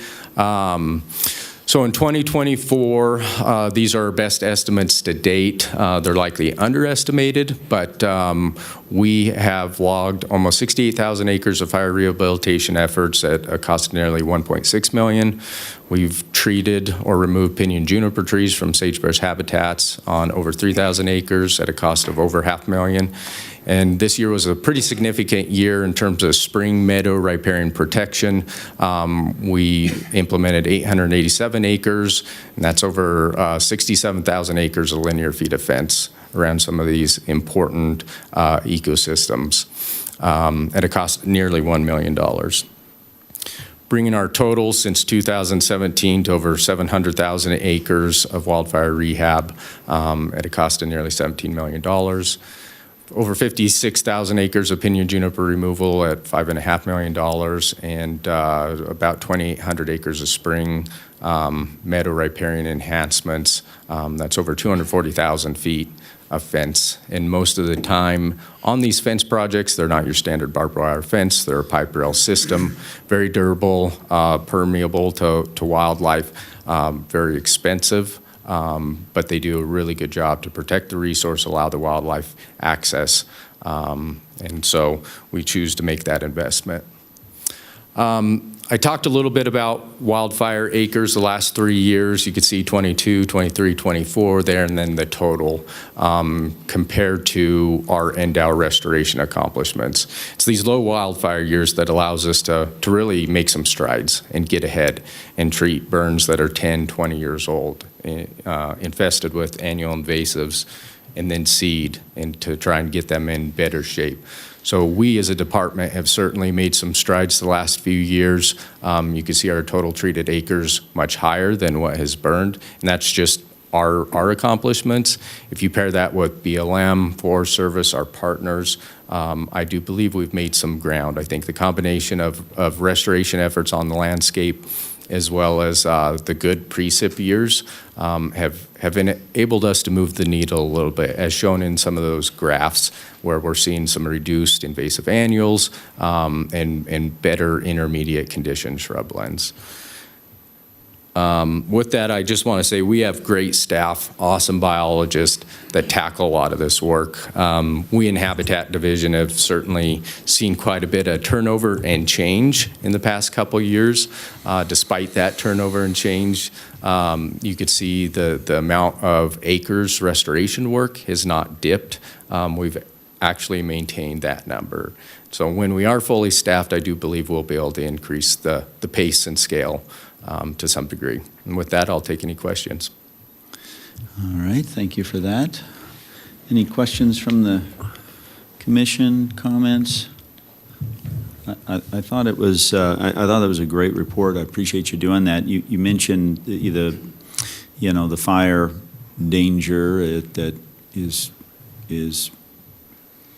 on the precipice come June, July, August. And you mentioned, you guys are preparing, for the fire season. I'm just curious if there's any, maybe a couple specific things that you are doing or implementing in preparation. Yeah, good question. Thanks for that, Chair Rogers. Actually, about 15 minutes ago, I just signed a purchase rec, Jordan, plug your ears, for over $1 million. Yeah, for over $1 million worth of herbicide purchase. So we're trying to get ahead, and one of the things we do is we're much more nimble than our federal partners to get some of the herbicide. There's tight time constraints, so we do large bulk buys, and we get a reduced price by doing that now. And so we're prepared, and we could step in when that wildfire does burn and treat within a few weeks of getting that permission. And the timing is critical on getting that pre-emergent herbicide down.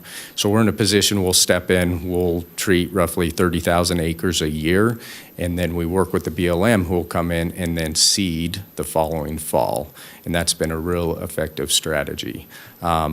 At last night's Heritage Committee, we submitted an application for about $250,000 for funding. We're going to ask for another probably $250,000 from Dream Tag. So we're trying to stack the deck, get all of our ducks in a row as far as herbicide, seed. That's another thing we'll be acting on here pretty soon, is to make a big seed purchase to put ourselves in position so we can act very quickly if needed. All right. Yes, Director Janae. Thank you. For the record, Alan Janae. And so, you know my history. I dweeb on this stuff. So I just want to give Mark the opportunity. I want to just talk about the new tool in the toolbox and how we're using that new chemical, and how that's going to assist in making more resilient landscapes, and kind of where we're headed with that this year. Yeah, thanks for that, Director Janae. Alan, Director Janae is referring to indaziflam. It's a new chemical. It was recently permitted for use on federal lands, and so this will be really the first year it's available on BLM Forest Service lands. Indaziflam's a pre-emergent, much like imazapic, the one we've been using for a long time. However, imazapic is only effective for about a year, year and a half, and that's why we could come in and seed. Imazapic's particularly effective in those areas that are heavily infested with cheatgrass, right? So we'll come in, we'll spray, we'll fallow it for a year, and then seed. Indaziflam is a slightly different pre-emergent, where it's going to be effective for 4, 5, 6 years. And so the seeding isn't generally a good idea to do because it still has that effectiveness in the soil.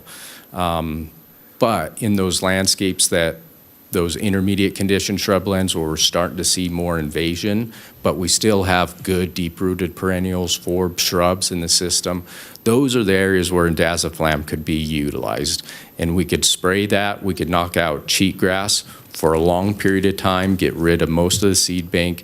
It's really going to be kind of an injection, a boost for these native plant communities to use as a springboard, because now they don't have competition with invasive annuals like cheatgrass. And so we're going to target some of these systems. They have seen, they've been doing studies in Wyoming and across the West for quite a bit of time. They've seen incredible leader growth as a result of that reduced competition in bitterbrush, sagebrush. Really, that means that's going to be a higher quality forage for mule deer, for elk. So we're really excited about this new tool. We have not utilized it widely because it hasn't been permitted on public lands. But I think Matt Glenn's plan on purchasing about 22,000 acres this year for us to start to move on. And I think these low wildfire years where we have the time, we have the capacity to go out there and treat some of these shrublands that are somewhat compromised, we're going to be able to hold those in a good condition state, hopefully produce that leader growth for wildlife. So we're super excited about this new tool. Great, thank you for that. Commissioner Bourne, did you? Yeah, thank you for the presentation, Mr. Freeze. Have you been working at all with Mr. Cheney on the seedlings, the antelope bitterbrush seedlings? And is Endell planning on purchasing any of those seedlings? Mark Freeze, Habitat Division Administrator for the record.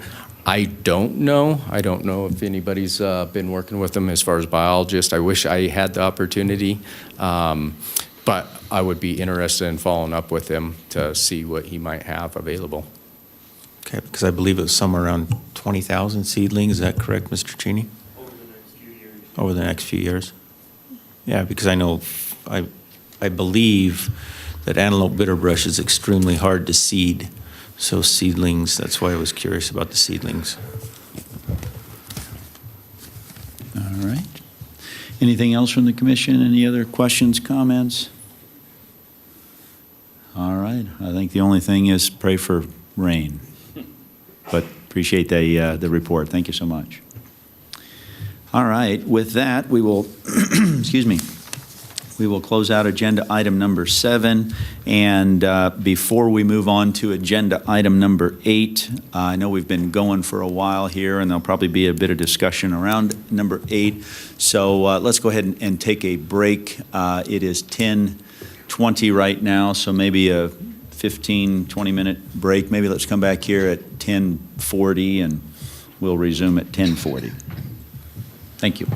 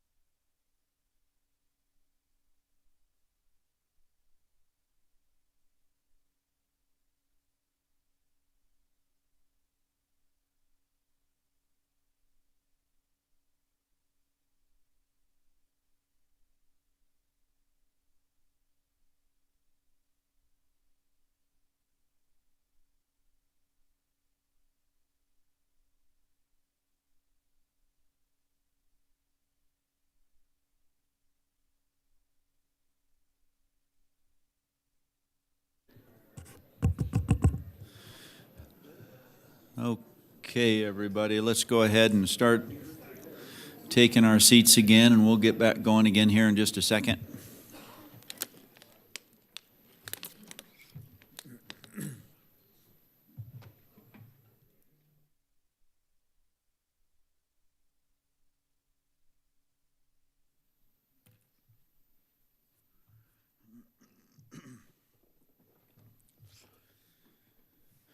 All right, I think we've got everybody back in place, so let's go ahead and and continue on. We are on agenda now on agenda item number 8, and this is the petition. Mr. Cody Knight, also Game Warden Captain Jake Kramer. Of course, we spoke about this a little bit earlier, and while it has been decided that the petition will not move forward today. That petition has been pulled at the request of the petitioner. There was some intent from the commission to maybe at least have some discussion. There's been some ideas thrown out maybe around sending this and having further discussion at a committee level. So a lot of the support, there's been a ton. Good morning, Chairman Rogers, members of the commission, Joe Bennett, Wildlife Staff Specialist. If you really would like to, I could bring Captain Kramer up, but I just want to present some data. We've been conversing with the DATS Division and the Law Enforcement Division on what this may look like, how we collect better data, different things. So over the last 10 years, mountain lion harvest has averaged 165 total, with about 60% resident, 30 or 40% non-resident. So I would like to step back here a little bit. So the Project 42 of the Predation Management Plan in FY 24-25 had a collaborator estimate our statewide mountain lion population estimate, and it's at that time it was 3,200 at stable to slightly increasing. And if you recall, from 2017 to present, our statewide harvest limits, where we identified the 6 subpopulations, has went to 247. So based off that 10-year average and just the data that I have available from harvest, we're obviously not approaching that statewide harvest limit. So a couple other data points I wanted to mention. So the last 4 years, we've averaged 158 mountain lions harvested from sport harvest or from hunter harvest, with about 58% or so resident, and then about that 40% non-resident. And one interesting data point is, so throughout that last 4 years, about 40% of the harvest has been from guided hunts, and that non-resident harvest coincides and tracks very closely with the guided hunts. So at about that 40%. And then Captain Kramer did a deeper dive on the residency aspects and found that we have, on average, last couple years, about 4 master guides, 2 sub-guides who are non-resident, who are successfully harvesting lions in the state of Nevada based off the data I have available. And that over 95% of the guided hunts are non-resident harvest. I've talked with our DATS division. Doesn't seem like it'd be too difficult to implement a questionnaire. I know all that would be discussed if it was moved through the TAC committee. But I could break it down by our 6 subpopulations. The last 4 years in the east, which is the eastern central portion of the state, all those hunt units, we've averaged 41 lions harvested. And then the north portion, which is north central, we've averaged 51 lions harvested. So you do get a few more lions harvested over there, but with some of the depredation efforts that we're doing in the northwest part of the state, this past year we actually had more lions harvested out in northwestern Nevada than northeastern Nevada. So I'll stand for any questions. All right, thank you for that. Any questions at all for comments from the commission? All right. Thank you for that, and we may come back to you. So, and Chief Kramer, did you have any input or anything you wanted to add? Excuse me, Jake Kramer, Game Warden Captain for the record. It's the same data. I don't really have anything specific to add to that.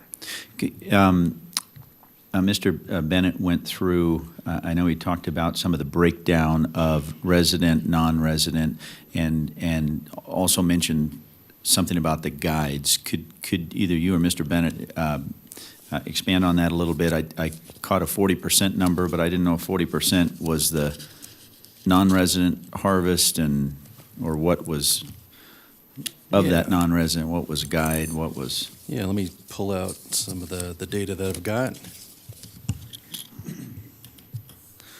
So the data reflects the mountain lion seasons broken down annually from beginning March 1st of 21 and ending February 28th of 25. So it's the last 4 years. And out of that, it looks like what Joe Bennett was saying, we average around right at 40% non-resident hunters, 60% resident hunters.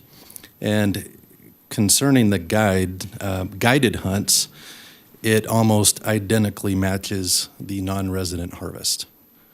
So it looks like the majority of the non-residents, if I can't say all, but almost all of the non-resident hunters are guided hunts.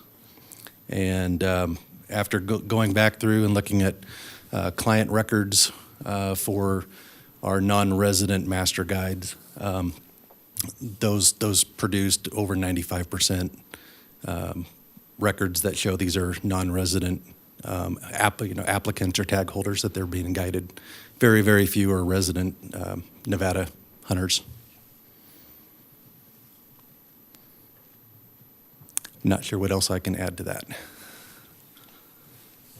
All right, perfect. Thank you for that. Questions from yes, Commissioner. Thank you, Mr. Kramer. The correspondence that we've received indicates that there may be some type of communication or disrespectful issues that have occurred in eastern Nevada, northern Nevada, northeastern Nevada. Have you been aware of any of those situations? Disrespectful? I've not. With hunters, lion hunters, hound hunters, to where it creates havoc in the mountains and potential safety issues? I'm not aware of any. I haven't been made aware. Okay, thank you. All right, any other questions, comments? All right, seeing none. At this time, this is, again, this is an action item, so given that, I will see if there's any public comment here in Reno, on agenda item 8. And again, any of those wishing to make comment, please just state your name for the record. Good morning. Glenn Bunch, Mineral County Advisory Board. We discussed this, you should have got that in our minutes, but the thing about it was what we looked at, it wasn't too long back, a couple of months back maybe, we had people in here trying to outlaw dogs in hunting bears, hunting lions, hunting bobcats, trying to do away with it. Now here we are, a month or so later, we have a group coming in with a petition to regulate non-resident people hunting cats and bears with dogs. We were suspecting this could be an end run to get the foot in the door, to get a little bit of regulation on controlling the dog usage with hunting cats and bears. Once we get this on the book, now we need to perfect this. It's broken. We got to fix it. And pretty soon, there'll be no dogs used for hunting bears or lions. That's what we looked at. So we suggested this petition shouldn't even be in front of us. Thank you.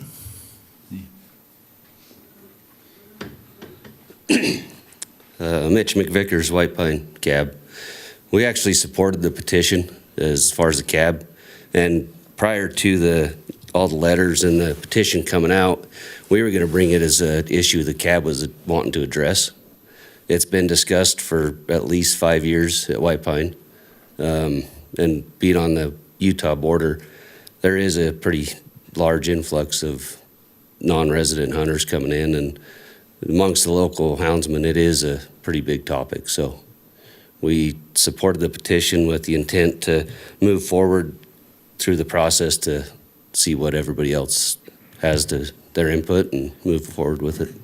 Thank you. Thank you. Neil Cheney for Lincoln County Cab. We did about the same as White Pine. It was supported. Our cab supported it on the emphasis. There was a couple of things in it that needed to be ironed out, but I thought that opening up into a committee or the rulemaking process could figure out those issues and refine it. We have this like a eastern side of the state. It's no different like the shed hunting thing that we're just getting overrun every single weekend. There's 50 trucks coming down the road pulling in, and so I think that's the main reason everyone on the eastern side is supporting this. Thank you.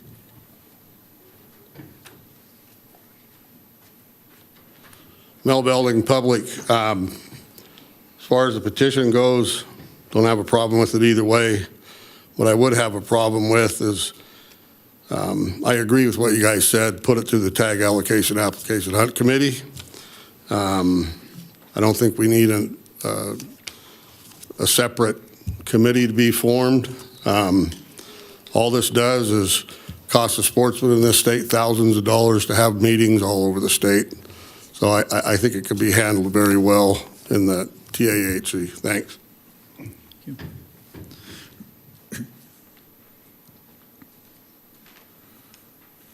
Ryan Brown with the Washoe Cab. We did not support the petition. We thought the wording was not worded as well as it should be, and it causes some conflict with non-residents who aren't houndsmen. We also made the recommendation for it to go to the TAC because we thought that would be a better spot to handle this situation. But we're also not meeting quotas on any of the mountain lions, quotas across the state, and we're spending millions of dollars hunting predators, so with wildlife services. So we think limiting non-residents could be a factor in it as well. Thanks.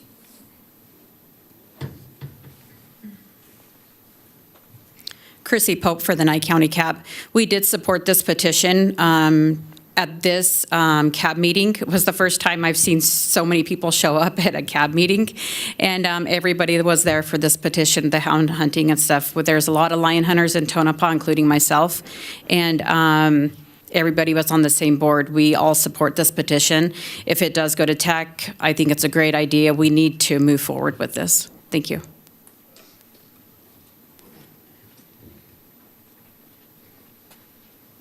Cody Knight for the record. So I'm originally from northern Nevada. My family's lived up there for, 50 years in a small town up north. I'm sure some of you know, but firsthand you consistently see the border crossings of these Idaho hound hunters. And so when I first reached out to the Idaho Houndsman Association, they were beneficial with giving us advice on how to properly implement this, and I'll fully agree with everyone here that the writing is not perfect, and we do need help from that. And yes, it could potentially open a door for the other side to view this, but you also have to look that as houndsmen, most of us like to just stay, somewhat under the radar. And for the amount of support that you've seen coming through with the emails, I do think that this does somewhat protect us for we are wanting to regulate ourselves and make it better for our residents. And I fully agree. I don't want to push all these Californians out, but let's consider using some zones where we can lighten the load for the northern side, the eastern side, and then some of that stuff up around Gerlach where you guys spend a bunch of money. Let's use it as a tool to be able to force more harvest over there.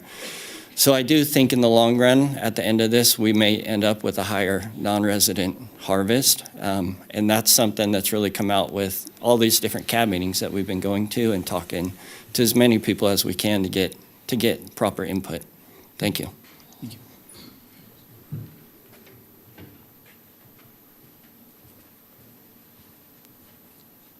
Cleve Dwyer for the record. Like Cody said, the literature on here isn't perfect, but we do need to move forward. And by going to a TAC committee, we'd be able to iron out a lot of the things that need fixed. And if we were able to take the state and put it into zones and concentrate those non-resident hound hunter efforts into those areas, it would cut back on wildlife services costs as well, because there's more need for mountain lion harvest over on the western part of the state in certain bighorn sheep units than there is on the eastern part of the state where it's not as much of a problem. So yeah, I ask that we move forward with it to a TAC committee to where we can get everything straightened out. We'd be very welcome to take all the help we can get when we go forward with it.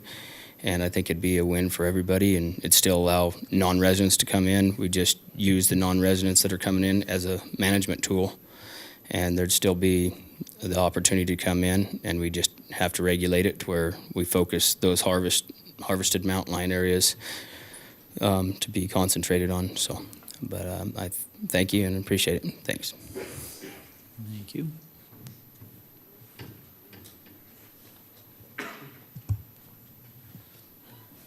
Zach Barnes for the record.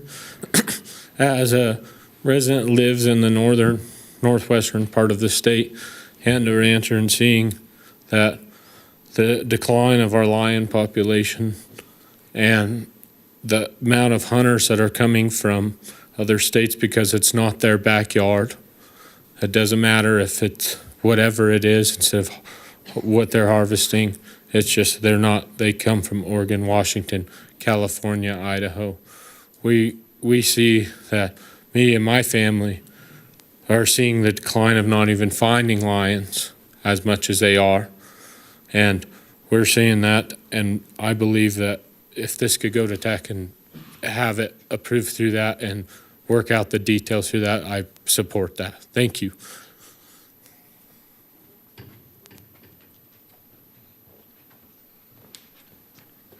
Whitney Robinson again for the record. I already gave you guys my spiel on why I think we should do this, but I did want to highlight what Idaho did and how great of an example their program can be in mirroring it.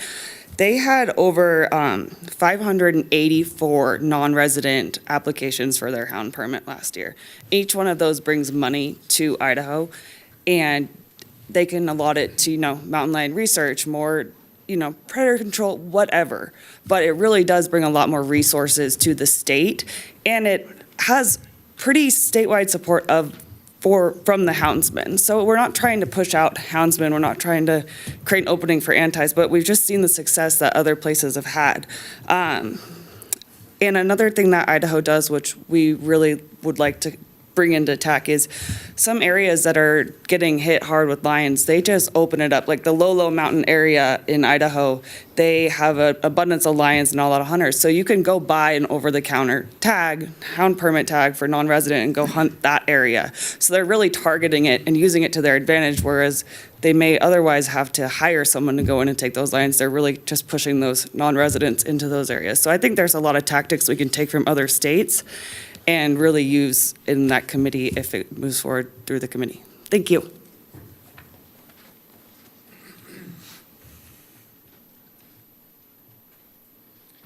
Tim Wilson with the Carson City Cab. I did want to mention, we did vote in favor of the petition, so I wanted to let you know that. Although we did feel that it was somewhat flawed as written, and we would like to see it.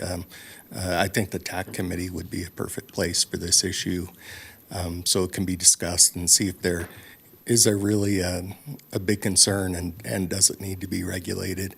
I also personally suggested to the petitioner that maybe they exclude bears from this. I don't really think that's the issue they're trying to solve. What they're trying to solve is the eastern and possibly northern side of Nevada. And maybe we should think about concentrating on those areas. Thank you.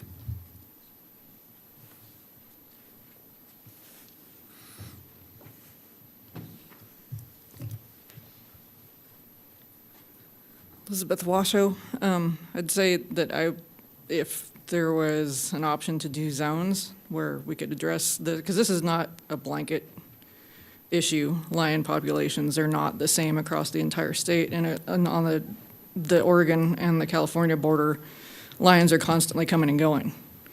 And so if there was the ability to do more of a zoned type issue or a zone type ruling where we could have more hunting for non-residents along the border, I think that would probably go over a lot better, both with the counties that are the border counties and also with the hunters like me that hunt on those border counties. So that'd be something that I would definitely be interested in seeing, is going to zones. And I also wanted to say that it's probably likely that we're seeing less lion tracks on the west side because there were just a record number killed in depredation, and my understanding that's what you wanted for the ungulate populations. So that's kind of a cause and effect right there. So that's what I have to add for now. Thank you.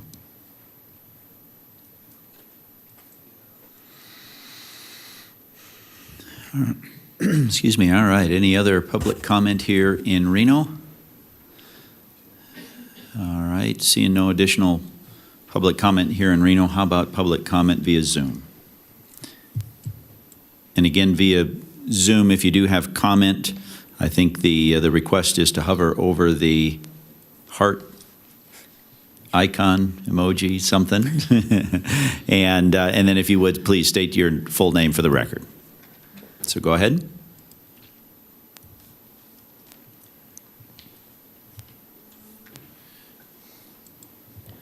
Go ahead, Joe.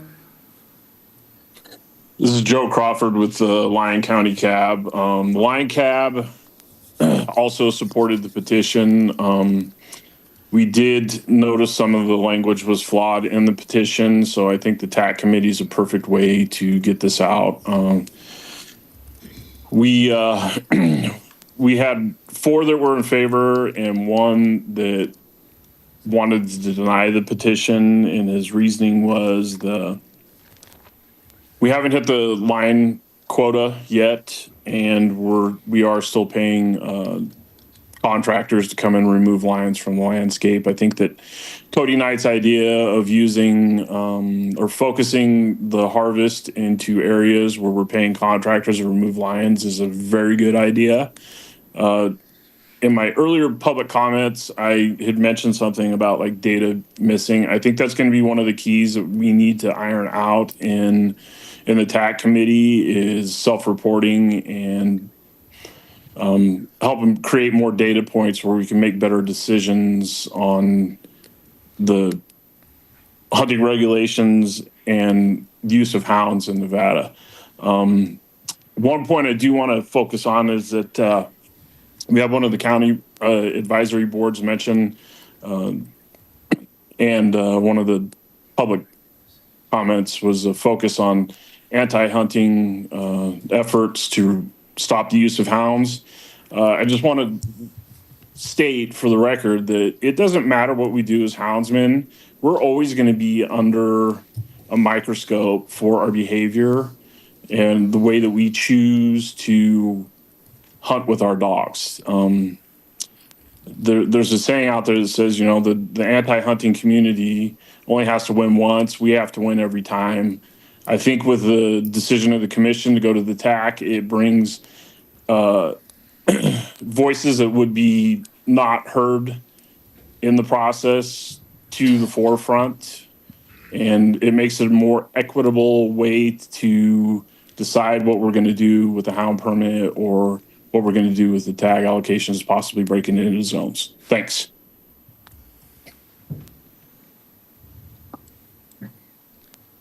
Eric, go ahead and unmute yourself, please. Eric Quinzer. I'm in support of this petition. I know we've pulled it. I think we've had plenty of discussion on it. I live on the eastern part of the state. lion hunting used to be real good around here. We obviously get flooded with Utah guys over here. Unfortunately, since they've changed the way they manage lions over there. So I'm in support of this. I think we just need to continue to push this and move forward with it and come at all angles and try to figure out what's going to work for everybody and come to agreement. But something needs to be put into place as far as if we do regions or whatever we do. And as far as paying all the wildlife service people to go out and do what we love to do, I'm in agreement that we need to focus. You know, people want to do that. We can send non-residents in that area or whatever if that's where we're having problems with lions. So, but as far as that, we're seeing a big influx of people over here as Utah's changed their laws and everything. But so I'm totally in 100% in support of this. Thank you. Go ahead, Mr. Felkins. Hi, Zach Elkins for the record. Initially, I'm a hounds hunter, non-resident, California, who spends thousands of dollars annually in Nevada, running my hounds. Initially, this came out, I was against this as it was a lost opportunity for me to be able to come run my hounds with my kids and my family, in the state of Nevada. But now that there's been some changes, some discussion that if we move it to zones where wildlife services is, being paid to depredate the lions, if the non-residents were still allowed the opportunity to hunt in those certain zones, for me, that would, I'd be willing, and I'm sure that many of my other fellow non-resident houndsmen would be more in support of this. Ultimately what we're looking for as houndsmen is, just opportunities. We travel there, we spend thousands of dollars in your guys' economy, and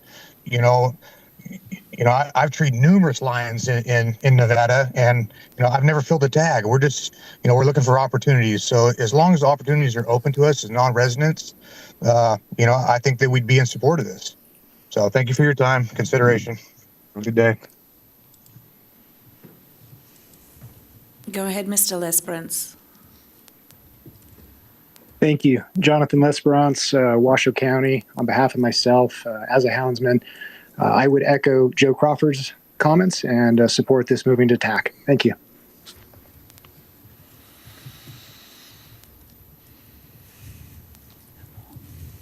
All right. It appears we don't have any additional public comments, so we'll bring it back to the commission and Commissioner Walther. Dag Burkett, just a procedural question. So with the request to withdraw, do we need a motion to approve or deny that request? Yeah, let's do that. Since you've got it here, you should do so. Okay. So, I mean, unless there's further discussion from the commission, I'm kind of picking up from the public and the previous discussions that we've had. I'd make a motion to grant the withdrawal of the petition and move this discussion to TAC for future meetings. Okay, so we have a motion from Commissioner Walther. We have a second from Commissioner Booth. Any additional discussion? All right, all those in favor with an aye? Aye. Any opposed?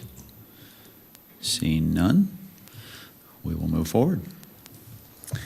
All right, great.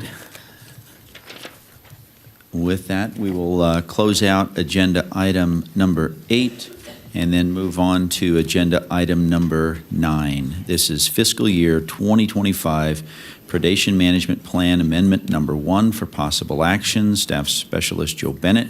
The Commission will review an amendment to the fiscal year 2025 Predation Management Plan to alter funding distribution between existing projects. The Commission may take action to modify or approve the amendment as presented. So, Mr. Bennett. Good morning, Chairman Rogers, members of the commission, Joe Bennett, Wildlife Staff Specialist for the record. So I have just a short presentation for you, a couple slides. I'm trying to get it to work right now, but this thing may not be on.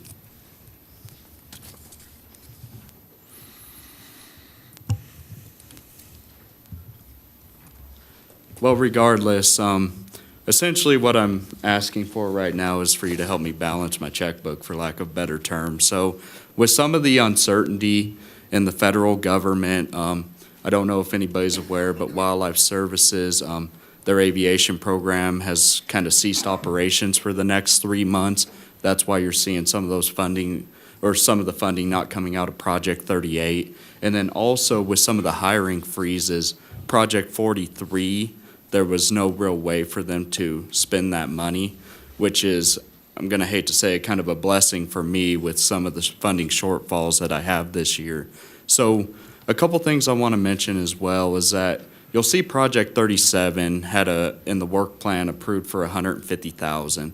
One thing that was kind of an oversight by the department, and I'll take blame for that, is that the Wildlife Services was assuming that whole $150,000, where in addition we have contractual authority, where we send contractors for maybe Wildlife Services can't respond in time, it's work in wilderness study areas, so on and so forth. So we're currently overspent on Project 37 to the tune of about $40,000.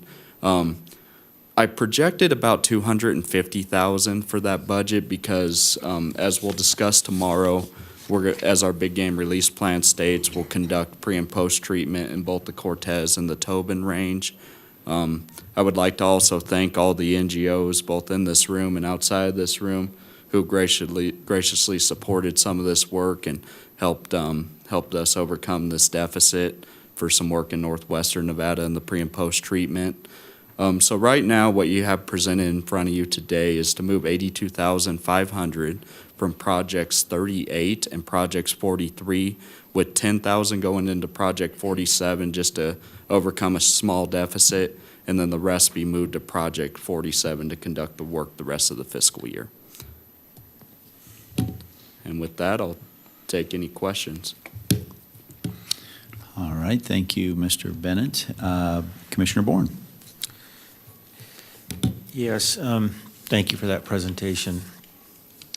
I guess the best way I can put this is just totally honestly, I worry that mule deer take a back seat and continue to take a back seat.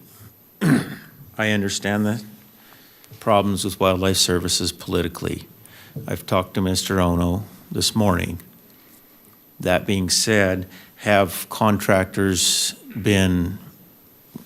did you reach out to contractors on the Project 38 money to see if we could still continue those projects with private contractors into that denning season for coyotes in these different units? Thank you for that question, Commissioner Bourne. I'm Joe Bennett, Wildlife Staff Specialist. So our current two contractors, we just recently went through the request for proposal process through state purchasing for our new lion contractor who's based out of Eureka, Proven Pursuit. But currently we have two lion contractors on the books. I may defer to Deputy Director McAdoo because he's very familiar with this process. But to get things done in time, in place in time, it'd be very difficult to do a contract in time before the end of the fiscal year if you were to want to conduct that work.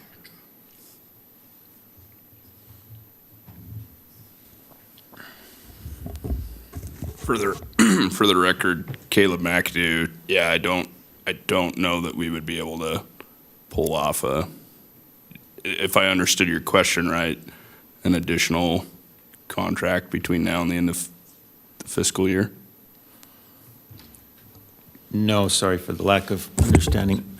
My question was more existing contractors that we could replace with replace Wildlife Services contracts with existing contractors, private contractors, to fulfill some of the Project 38 money, since they're not going to be able to do the job. Yeah, Sean Espinoza, Game Division Administrator for the record. If I'm understanding you correctly, Commissioner Bourne, what you're asking is if there's other aerial service providers out there from a fixed wing standpoint. I'm sure there are. We haven't specifically gone out and asked other entities, but there are a number of private individuals that are permitted through special license and permits through our program to perform aerial coyote removal projects. So there is that avenue. Perhaps that could be a mechanism, but I certainly do know that in some of those areas, particular in relation to 38, there are private individuals that are conducting aerial removal of coyotes. It may not be as targeted for a mule deer standpoint. It's more of a, livestock protection standpoint.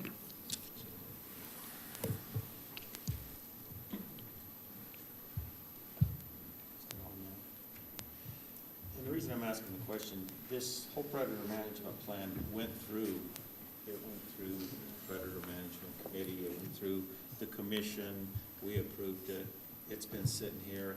Mike's not working. Sorry. There it is.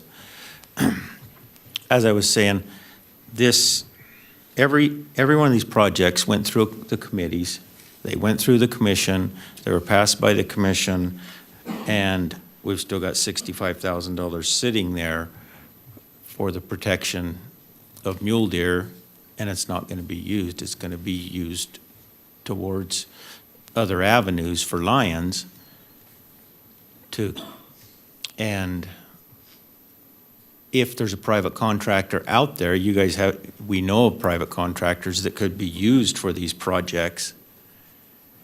I just want to know if those avenues you've looked into those avenues before we transfer all these funds to Project 37 from Project 38.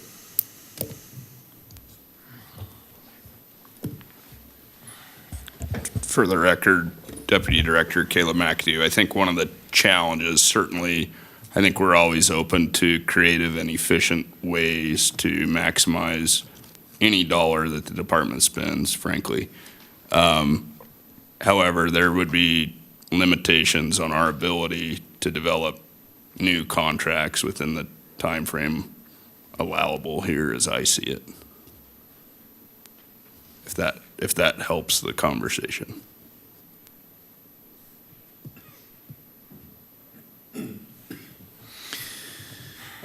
All right. Other questions, comments at this time? Yes, Commissioner Caviglia. So, Joe, thank you, Chair. In regards to using wildlife services or contractors, I think we lean, in recent history, we lean heavily on wildlife services to complete this work, more so than we do the contractors. And I'm just curious in the future, and I think many years ago, or not many, a few years ago, with the commission, we had this conversation. But I think it's worth, in the future, maybe we start leaning more on the contractor side too, where we have these stumbling blocks with wildlife services. We also will have that, we'd have that tool in the toolbox to shift over to a private contractor side. It may not be something for this year, but going down the road, where that door would be open if wildlife services has a hiccup, which happens, right? We have that opportunity to pounce on it and use a private contractor when necessary. Yeah, thank you for that comment, Commissioner Caviglia. One thing I failed to mention as well is that obviously with the reduction in force with wildlife services, they are down a couple gunners. There's multiple factors that are going into this equation, and with the uncertainty for where government employees are going to be even leading into next fiscal year, that may be something we have to explore.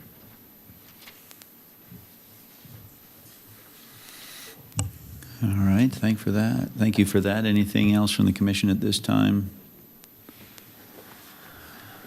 All right, seeing none, this is an action item, so I'll take it out for any public comment here in Reno. So any public comment here in Reno?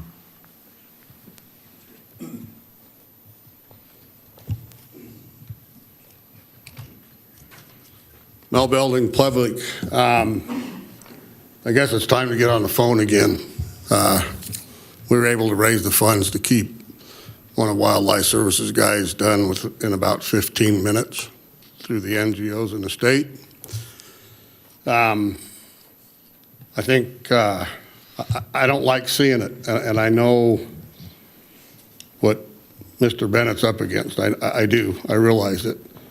But I think we need coyote removal in probably all places, but especially in a few in Washoe County. I counted Lex for a lot of years, and I had one hawk disturb a lek, but I had coyotes disturb them more. I know it's a problem with sage grouse also. I want to see that fund up there, and I'm going to make some phone calls, see if we can't get some money from the NGOs. It's very important. Myself, I'm taking off here in a couple of weeks. I'm going to take some 550s with me, and I'm going to have fun. So it's something that we need addressed, and it needs to be done. Thanks. All right, any other public comment here in Reno? Okay, seeing none, how about any public comment via Zoom? Go ahead, Mr. Volz. Yes, good morning. For the record, Fred Volz. The following comment applies to items 9 and 10 on the agenda and will be stated once for brevity. Nowhere in the supporting documents or in the oral presentation provided by NDOW staff do we see mention or modification of the predator plans due to the consequential court order recently made by the U.S. 9th District Court of Appeals. The appeals court ordered an immediate stop to predator killing programs at 65 wilderness areas and 62 wilderness study zones, covering some 6.2 million acres of Nevada's total area. A full environmental review has been deemed required by the National Environmental Policy Act before any significant activity occurs on public lands. Thus, the questions that need answers before this commission can reasonably proceed with any predator plan action: 1, how are the proposed predator projects impacted, both in fiscal year 2025 and 26? And 2, how will they be scaled back, paused, or abandoned altogether in the 6.2 million acres to comply with the court's clear mandate? Thank you, and I'd ask that these comments be added to the record verbatim. All right, looks like there's no additional comment via Zoom. So with that, I'll bring it back to the commission for any further comments, questions. Yeah, Commissioner Cavilla. Hey, Joe, real quick, the Ninth Circuit ruling that Mr. Volz just recently discussed, that's strictly, the way I understood it, was strictly related to U.S. Fish and Wildlife on wilderness or wilderness study areas. It's my understanding, for the most part, it doesn't have a massive impact on our projects we complete in the state of Nevada. Yeah, so thank you for that question, Commissioner Cavilla. That's my interpretation of the court ruling as well. All right, yes, Commissioner Keel. Yeah. Thank you, Chair. And Mr. Bennett, so you're basically short of, I guess, the meso predator removal kind of shortfall there, but you're basically asking us to balance what Mr. Bourne is suggesting with the coyote removal or the preemptive depredation ahead of and following the sheep release plans, right? Yeah, thank you for that question, Commissioner Keel. So essentially, we have a budget shortfall in Project 37 and 47. So we're just reallocating those funds from Project 38 and 43 just because the current uncertainty in federal government's not going to allow us to expend those funds this fiscal year. Correct. Yeah, in my personal opinion, I think it'd be really tough to move those sheep and not support efforts in those areas for the greatest success. There should be there's going to be a lot of money spent in that effort.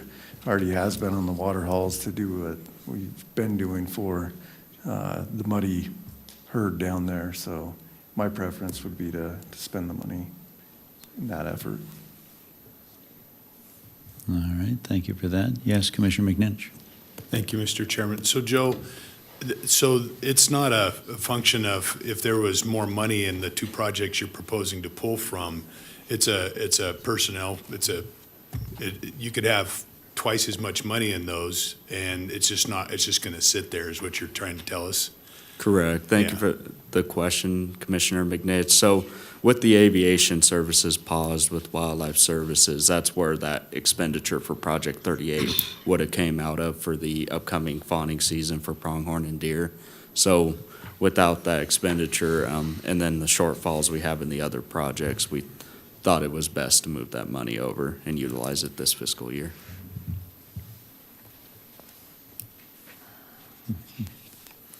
All right, anything else? For what it's worth, I mean, I agree with everybody. I mean, Commissioner Bourne, I agree 100%. I hate to see, I hate to see those dollars come off of projects that help and support our mule deer herds. I agree with Commissioner Caviglia, this notion that, we can't put all our eggs in one basket with wildlife services. We got to have that flexibility with some private contractors to be able to fulfill these things. And for what it's worth, I absolutely agree with Commissioner Keel that, if we're going to spend the time and the money and effort moving these, on these other items that we're going to talk about, and moving sheep into some of these certain particular areas, that, we got to give them every chance that we can to flourish. So anyway, it's a tough situation all the way around. But I think to Commissioner Caviglia's point, we're not going to solve this today, but to Commissioner Caviglia's point, we're going forward in the future discussion. We've got to look at outside contractors and not rely so heavily on wildlife services. So anyway, that's just my 2 cents. Anybody else? Any other? Yes, Commissioner Caviglia.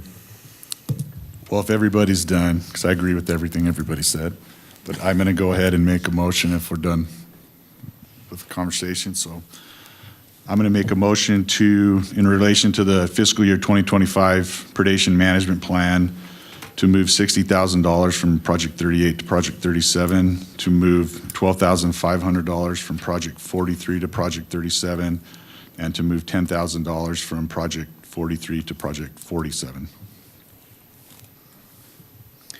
All right. All right, so we have a motion from Commissioner Caviglia, a second from Vice Chair Young. All those in favor with aye? Aye. Any opposed? All right, seeing none, that motion carries. Given that second on that motion, I do want to make note for the record that Vice Chair Young has joined us. All right. Let's see here. So moving on from agenda item 9, now moving on to agenda item number 10. And this is fiscal year 2026 predation management plan for possible action. Staff Specialist Joe Bennett, the Commission will review the final draft of the fiscal year 2026 draft predation management plan with the department. The Commission may take action to modify or endorse the plan. Mr. Bennett. Thank you, Commissioner Rogers. Hopefully I don't have to come up again after this, but I'm just kidding. Commissioner Rogers, members of the Commission, Joe Bennett, Wildlife Staff Specialist for the record. So as we kind of discussed before, and I think it's important to discuss now, is the changes from AB 70. That's why we're having some of those funding shortfalls for the last fiscal year. It's been the last 2 fiscal years, and that breakdown from the 2024 draw period was 64% to 36% going to the lethal removal plan and the HRM respectfully. And so of that almost 1.1 million, that breakdown's about 722,000 to the lethal removal project. So one thing from your last motion was to add an additional 20,000 to the Project 40, the Area 13 project. So that's why you're seeing that proposed reserve go from 108,000 to 88,000, just to move forward with, and then our total budget's going to 634,000. So can I go to the next slide, please? So this table here kind of has the breakdown for each project. Obviously, there's still going to be some of those questions regarding the uncertainty of some federal agencies conducting this work. I do plan on working closer with Wildlife Services going into next fiscal year to move some of that work among the projects, so it's not just Project 3747 being conducted the first 6 months of the year, then we're overspent on that project and so on and so forth. And we do have authority with our two contractors up to, it's about 60,000 apiece for each year. So the authority does overlap a little bit, but we can utilize those resources a little more into this upcoming year. And with that, I will take any questions. All right, thank you, Mr. Bennett. Any questions, comments from the commission at this time? All right. Seeing none at this moment, let's go ahead and take this out for any public comment. And is there any public comment here in Reno regarding agenda item 10, fiscal year 2026 predation management plan?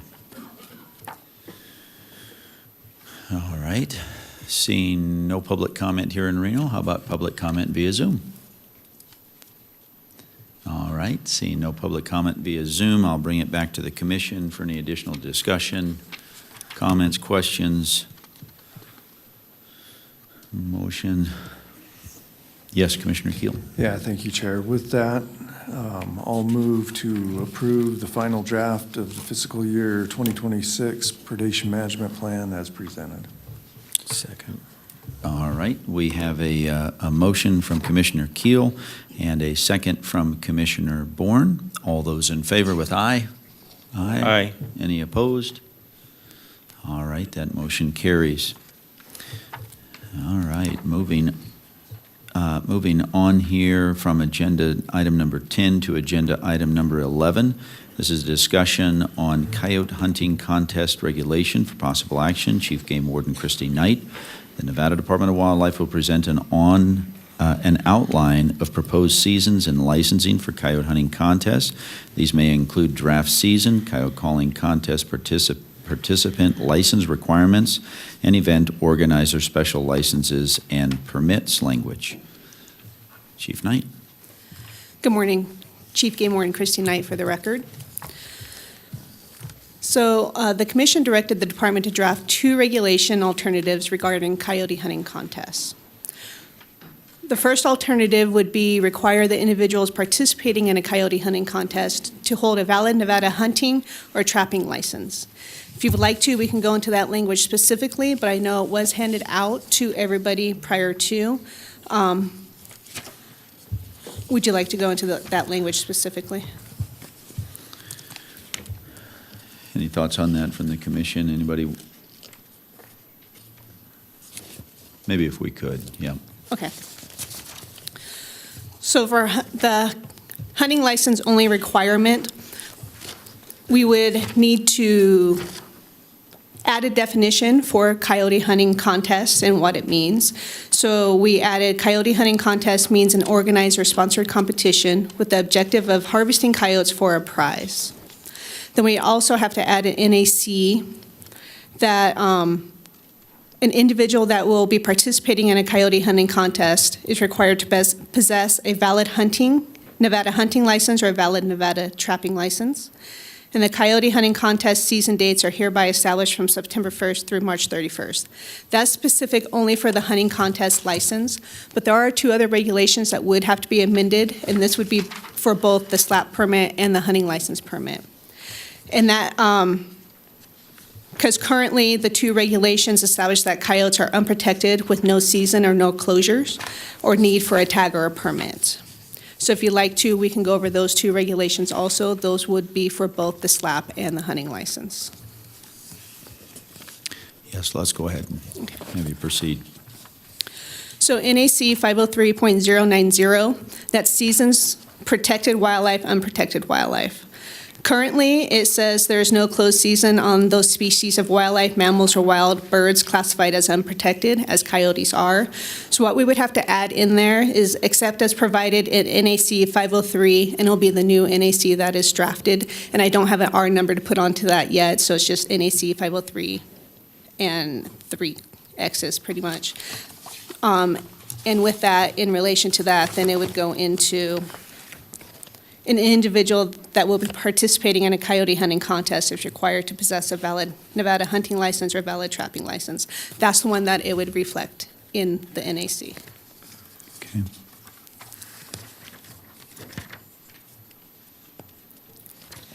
Are there any questions specifically with the hunting license one? Or do you want me to continue on with the SLAP permit?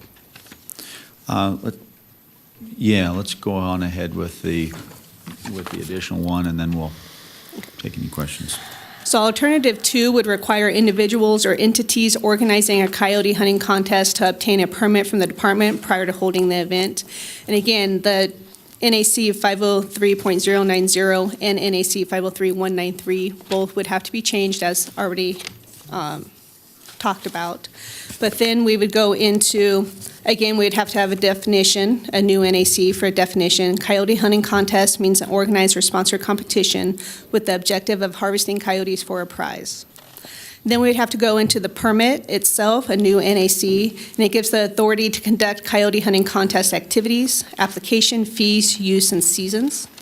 And in this, in review yesterday, I do believe number 2 is probably redundant of number 1, so that one could be removed. But number 1 would be any individual or entity organizing a coyote hunting contest shall be required to obtain a permit from the department prior to conducting the event. Then currently, number 2 is any individual or entity may conduct coyote hunting contests under a coyote hunting contest permit issued by the department. I think that is somewhat redundant of number 1. And then number 3, the reasonable individual or entity must submit an application accompanied by a $30 permit fee to the department at least 30 days before the contest begins. And where I got $30 from, it is similar to the field trial permit, and that's where I got a lot of this language from, is for the field trial permit. And then a coyote hunting contest permit is valid for only one contest. The permittee or their designated representative shall be present and have the permit in their possession at the event. Number 5, all federal, state, and county laws, regulations, and/or ordinances must be followed. Number 6, the use of wildlife management areas must comply with all relevant provisions and restrictions outlined in NAC 504.135. And number 7, this is the seasons. Coyote hunting contest season dates are hereby established from September 1st through March 31st.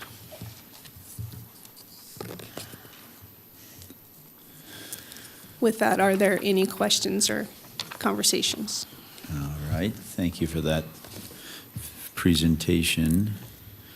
Chief Knight, any questions, comments from the commission at this time? Yes, Commissioner Caviglia. Thank you, Chair. So in regard to the SLAP permit, I know there's some, when we issue some permits to certain entities, basically the department sanctioning that event, as far as insurance I know on fishing derbies, I believe there's insurance requirements. I don't know if there's any land use requirements. If the department elects to go down that road to require a permit, are we going to make the individual or entity applying for this permit, or is there going to be additional, are they going to have to carry insurance, or are they going to have, is there land permitting issues with that, basically have an event on public lands? Christy Knight for the record. If it is a commercial event, they would have to get permits from the land agency that is overseeing that. As far as the insurance, I would actually have to check into that. Again, if it's a commercial event, they probably would have to have insurance. Those are some of the things that we could put into stipulations on the permit itself, I believe, on the application itself. And then on the SLAP permit, also the question in regards to the demerits on the SLAP permit, we've got proposed demerits for, I think there's one in here for having having the contest without having that SLAP permit. But the demerits are assessed against an individual, not an entity. So I don't know where that would play into the game as well, that if an entity is submitting for that permit, how are you gonna associate demerits with that? Christy Knight for the record. On the permits and the application itself, you have a responsible party. Even though it's an entity, you still have a responsible party, and they would be the ones that would get the demerit points. And then again, just everybody knows my thoughts on this from before. I just, even with the license, I just have a major problem with, we have an unregulated species that now we're gonna put a hunting license requirement on, and the second you step away from the organization, you don't need that hunting license. To me, it just doesn't sit well. I don't like it. I won't support it. And then the slap permit too. Thank you. Being a member of the Coyote Contest Committee, if you recall, we came up with 2 recommendations to the commission. One was to have a license for all hunters, whether they're in-state or out-of-state. And number 2 is to have a season. The individuals that I spoke to have a permit would not be possible for them to run a coyote contest because they need all that information 30 days prior. And currently, well, I'm not saying it's not possible, it could be done, but they indicate that the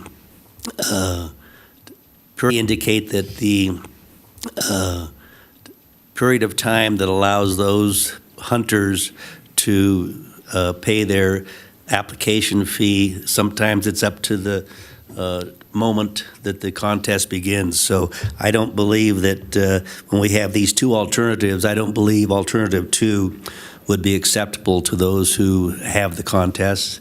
And application 1, it supports the committee's decision to come to the commission to have a license.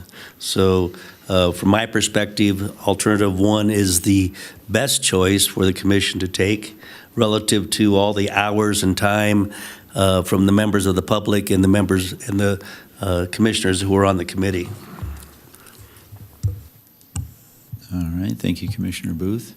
Anything else from the commission at this time? Any other questions, comments? Yes, Commissioner Walther. I just want to echo Eddie's opinion on that. Obviously a lot of time was put into that, a lot of different things discussed throughout the process. I feel like we're kind of just rehashing the wheel here again, and SLAP was, I think, something that never even came to the public forum in the meetings as a proposal, as a discussion, as an alternative.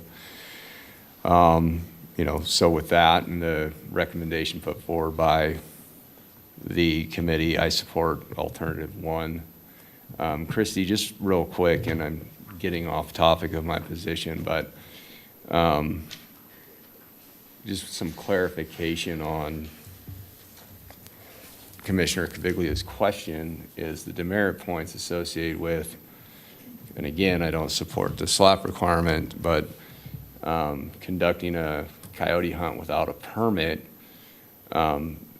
the question about who would be assessed the demerit points, and the answer being the responsible party on the permit, but the penalty is doing the contest without a permit, period. So the assumption is we never had an application come in. We have an entity advertising or putting it on. How would law enforcement handle that issue? Christy Knight for the record. It would actually be a case-by-case basis. We'd have to do an investigation on it.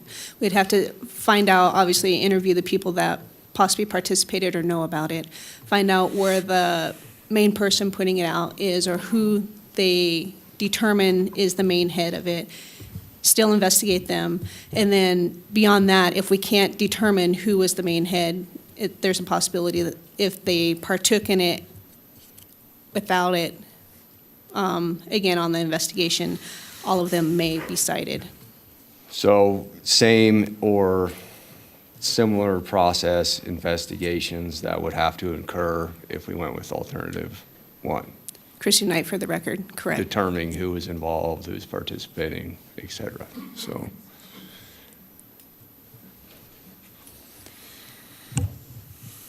All right, thank you, Commissioner Walther. Yes, Vice Chair Young. Thank you, Chair Rogers. I'd just like to echo, and thank you, Chief Knight, for the presentation. The committee, Commissioner Booth, Commissioner Walter, and all the time that's gone into it from all the members and stakeholders. And I'm supportive of the hunting license only, the alternative one. I think that's what was discussed extensively over the past year, was recommended from the committee, and then was discussed again at the March meeting. So I'm in support of the alternative one. All right, thanks, Vice Chair Young. Yes, Commissioner Barnes. Okay, I guess I'm kind of with Commissioner Cavilla on this, and we've discussed these contests for a long time, and we were trying to put regulations on unregulated, and I still have issues with it. I know the organizers, they're in support of putting some kind of sidebars on this would require a license and a season, and I know the committee, that was their recommendation. I mean, they put a heck of a lot of work and traveling around doing all this, and I appreciate that, but I still can't. I guess I'm where I was just a few years ago. I still can't get on board. And I understand the reasoning and stuff, but I still can't quite get there yet. Thank you for that, Commissioner Barnes. Anything else? Yes, Commissioner Keel. Yeah, thank you, Chair. I was just going to offer my opinion as well. I mean, historically, I've been for the status quo, largely still am, but being respectful for what the NGOs have done, the committees have done, I think my stance has kind of changed that I could be in support of the option one. Certainly not the slap permit, but the hunting license. But I do strongly echo some of the Commissioners Barnes and Cavilla's concerns. But at this point, I'll probably support alternative one today. Okay, thank you for that. Anything else? Yes, Commissioner Cavilla. Just and one other question, Christy. When in regards to option one, again, I don't like it, and I won't vote for it. But the in regards to demerits associated with not having a license specific to a coyote hunting contest, I didn't see anything in our backup that relates to adding demerits specifically for that, or would it fall within another? Would it fall within another section of our current demerit table? Christy Knight for the record. It would still fall under hunting without having procured a license. So that'd be in NRS 502.010, and it'd be 6 demerit points. Thank you. All right. Anything else from the, from the commission before we take it out to any public comment? Yes, Commissioner McNinch. Thank you, Mr. Chairman. I'll go ahead and say it. I'm trying to gather my thoughts. So, I mean, you guys know where I'm at on this. It's no secret. And, I'm trying to be genuine, not be disingenuous by dragging things on. If there was a vote tomorrow to get rid of these things, I'd vote yes for it. So I'm kind of in that position, if I'm voting to, it's that slippery slope thing all again. I'm trying to be genuine about it. So, with option number one, I come back to, it's not as simple as just looking at somebody's license. Do they have one, yes or no? And you got to do an investigation if you're in the field.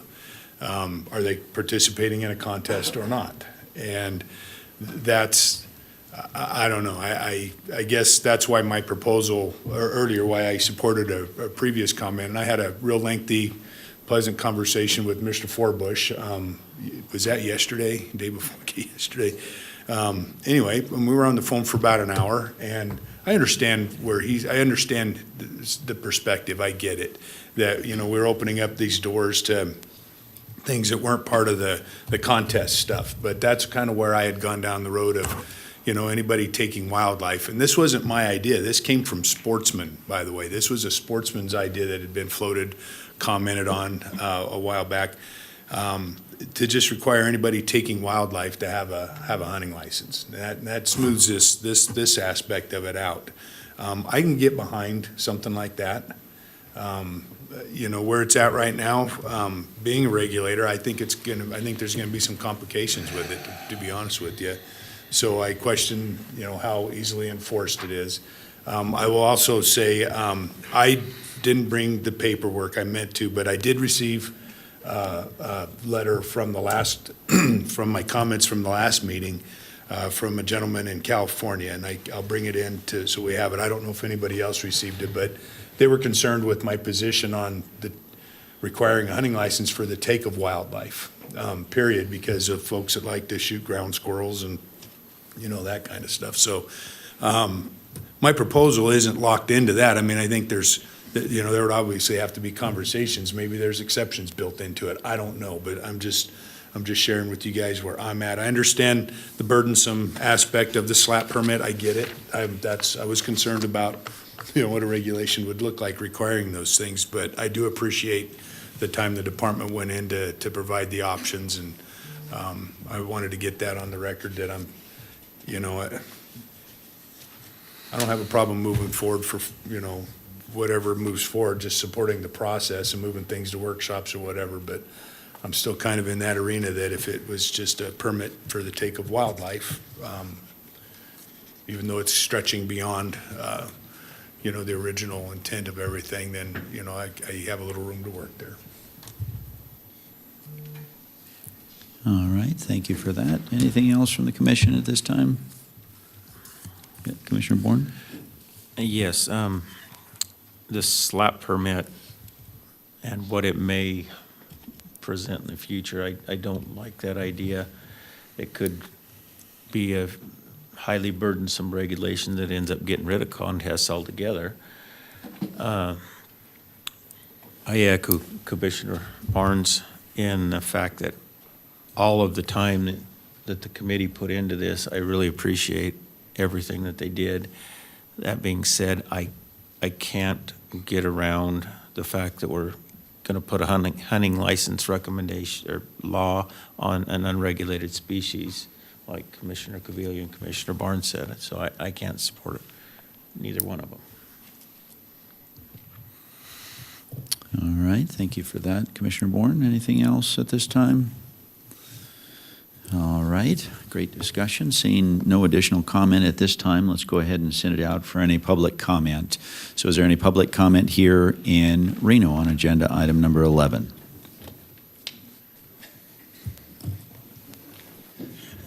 Neil Cheney, Lincoln County Cab. The cab brought this up in our last meeting again, and they voted to that they would prefer not having any regulations at all on the contest. Now, I'm gonna take that hat off. The Trappers Association, we're still gonna stand behind George and the predator callers. So, thank you.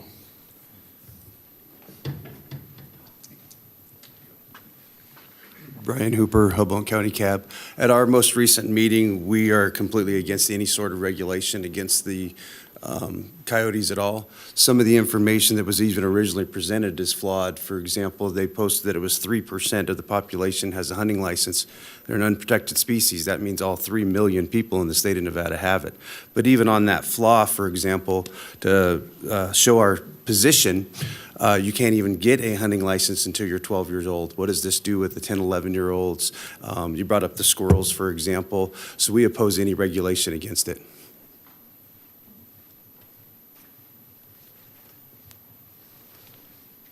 Tim Wilson with the Carson City Cab. We are against any regulation, as we were in previous meetings.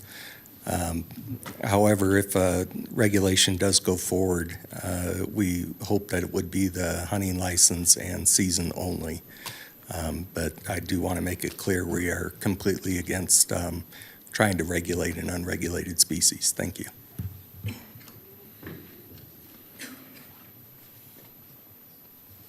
Mitch McVickers, White Pine. Our cab didn't even discuss it. We are totally against it, any regulation. With it being a non-managed species, like what are we gonna do next? Lund has a rabbit hunt on New Year's Day, so we're gonna regulate that on jackrabbits. The amount of money and time that's been spent on this, I hope that amount of effort can go to these kids to try to transfer these tags. I mean, apologize for if the amount of time these committees have spent, but it's not a managed species, and that's where the cab was with it, so we won't support it.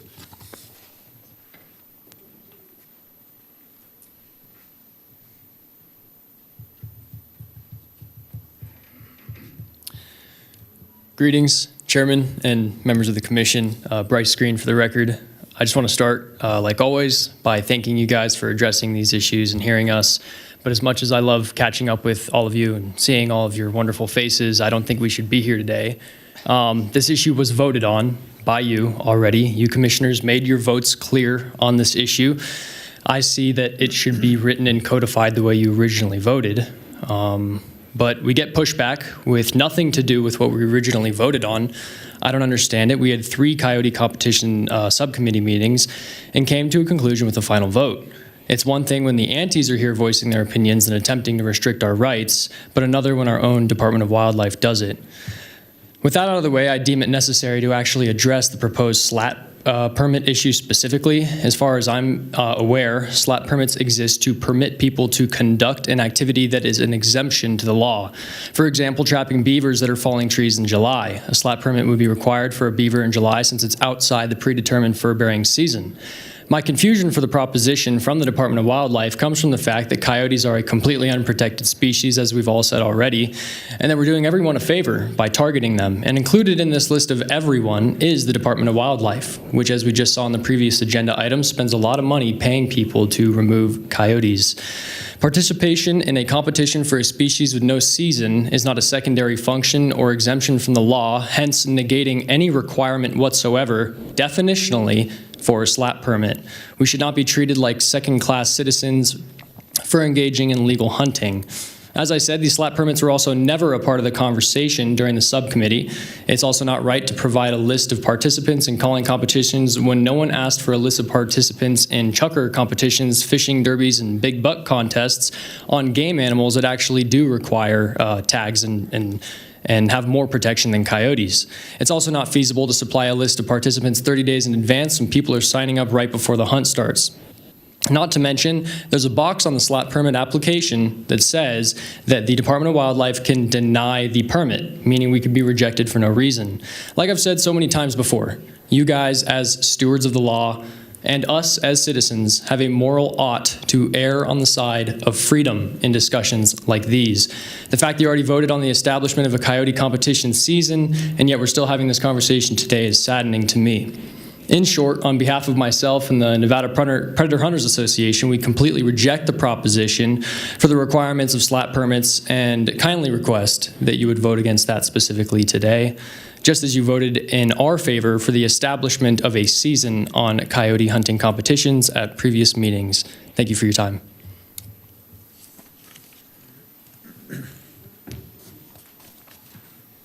Bell building public surely isn't a new subject. This goes clear back, as far as I remember, it was Bill Bradley was sitting there in the chairman seat. We discussed this. I've always been adamant that people coming in the state shooting coyotes should have a hunting license, but through wisdom and years, maybe it's not such a good idea. There's a reason why those guys before you had that sentiment, I believe. I support George and the Predator Hunters Association in their endeavor here, though. It's hard for me to come up here and say, look, I don't want any of it.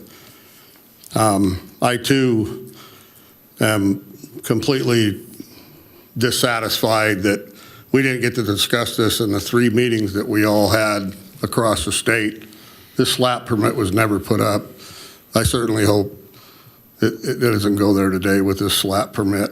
As far as the hunting license and season, something the guys want, I guess I'm gonna have to go along with them, but I really think there was a reason why, going back to Bill Bradley's, where I can remember the discussions coming up, and a lot smarter than me, so I'd like to see,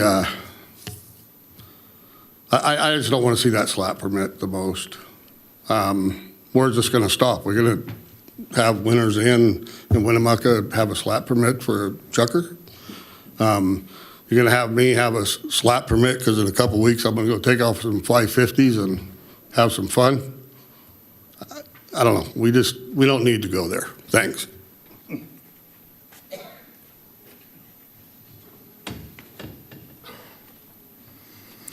Good afternoon now. My name is George Forbush, and I'll be speaking today on behalf of the Nevada Predators Hunting Association. Our position on this issue has not changed, and we're still asking for the results that came out of this Coyote subcommittee. We are not asking for anything more or less than what came out of the committee. I've spoken to most of you over the phone last week or two without going into further detail. We just don't believe slap permits are a fair alternative to the regulations that were voted on in the subcommittee and the full commission back in January. I understand the advocates want a complete ban, and there's a certain percentage of sportsmen who do not want any regulation at all.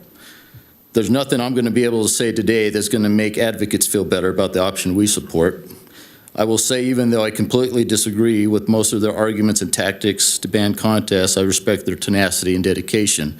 I'm also not opposed to having conversations in the future about predator-related issues with advocates, and I'm willing to listen to their concerns as long as they're willing to listen to ours. I'm willing to do this if they are, so both sides are not constantly dragging their differences before the commission year after year, and I would assume that Commissioner McNinch could set up those meetings if they have any desire. To my fellow sportsmen, I'll say this. For those of you who are opposing regulations, I have to say, as a hunter, I really don't desire regulations either. For decades, hunters have done contests based on the validation of a few generically written regulations that we have taken for granted over the years. About a decade ago, advocates started their efforts to specifically criminalize contests. I feel we need to ask for regulations that contain verbiage to legitimize the contest, because the current regulations don't go far enough to do so as written. The advocates are absolutely opposed to our regulations because it doesn't prevent us from having our contests within parameters, and because they know it politically makes it more difficult to find a sponsor in the legislature to introduce a bill to ban contests in the future. Warren Hardy, who is a lobbyist of the HSUS, publicly stated at the Las Vegas subcommittee meeting he was against our regulations because it would form a legal document legitimizing contests, and he'd rather have the status quo. He went on to say it would make things worse and not better. I took that last statement to mean it would be worse for advocates. Ironically, advocates always complained there wasn't any regulation concerning contests when they argued for bans in the past. When given the opportunity to bring forth ideas on regulations that they claimed should have existed, they offered absolutely nothing to the conversation. Now advocates will claim regulations didn't work in other states and they won't work here. But this is Nevada, and we have found a way to have more complicated activities legal in this state than any other state. We have legalized gambling, social betting, legal prostitution. Open carry of firearms predominantly is legal, and the sale of alcohol is permitted 24/7, just to mention some examples. We have a strong core of hunting groups and sportsmen that will always fight to keep coyote contests legal, and we can keep this legal just like Colorado, who kept mountain lion legal this last year by educating the public and proving facts. Lastly, I want to talk about enforcement. The hypothetical scenario given by the department where 4 hunters are in a truck and 2 people have a license and 2 people don't is not a scenario that wardens are likely to encounter during a contest. And if a warden did, a simple on-scene investigation where a warden interviews each person separately from the other and asks a series of questions of each person will probably provide direction whether everyone is telling the truth or not. The wardens who live in these small towns normally know the event organizers and vice versa. A simple phone call to the organizer for clarification about who's registered in a contest or not is probably going to be the fastest results if this scenario even happens. 99% of our hunters already have a license because they hunt other animals. We have a certain percentage of hunters who get a hunting license and a trapping permit because they also trap. We have a small number of non-residents who also buy annual licenses because they hunt other animals here too. Event organizers have already stated they will self-regulate license requirements in the contest because it's part of the contest rules to obey all local and state regulations. The license enforcement portion of this is not a complicated issue, and the odds are very high wardens will have more contact with people who have license than those who don't. I'm asking you to give this process a chance. And if the, if license enforcement needs to be tweaked, and if there's actual real life experiences that can support, we need to make changes, then that's something we can discuss like anything we do when it comes to wildlife or wildlife management or enforcement. Thank you.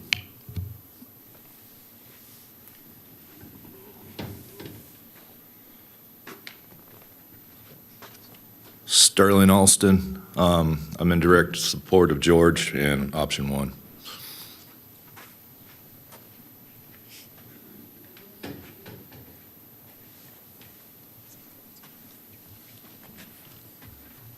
Glenn Bunch, Mineral County, again. In our meeting, when I brought this up, as you probably see in our minutes, if you see them and read them, the group started out, they were not in support of any of this. I guided them back to where we didn't have an option of that. We had 2 options. One was option 1, and the other was option 2. We didn't have option 3, which was we don't have anything. So the management board went for option 1 because there wasn't a 3. Thank you.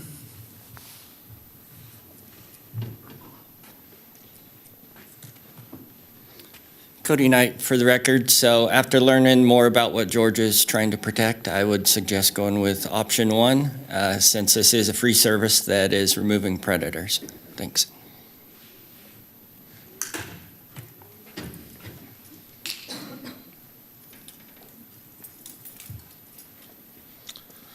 Yes, my name's Lou Benetti with the Nevada Predator Hunting Association, a member. Option 1, I had a nice long thing here, but most everybody went over it. Option 1 was the one that was discussed through all the meetings that we had. There were no mention of slap permits, so I hope you do not vote for that. As for just a hunter, a coyote hunter, I kind of see, looking at your guys' numbers lately, attending a lot of meetings lately, it looks like we have 3 problems. Problem 1 being wild horses. Problem 2, the habitat fires. And problem 3, predators. Looking at your numbers here, listening to the federal, it looks like we're going to have a shortfall on numbers. Not going to have enough money. As I stand in a room here full of predator hunters that are telling you that they would go out and help for free on predator control, I would hope you would, look at the houndsmen, look at what we do as coyote hunters, and utilize us. Hopefully someday that happens. Anyhow, thank you.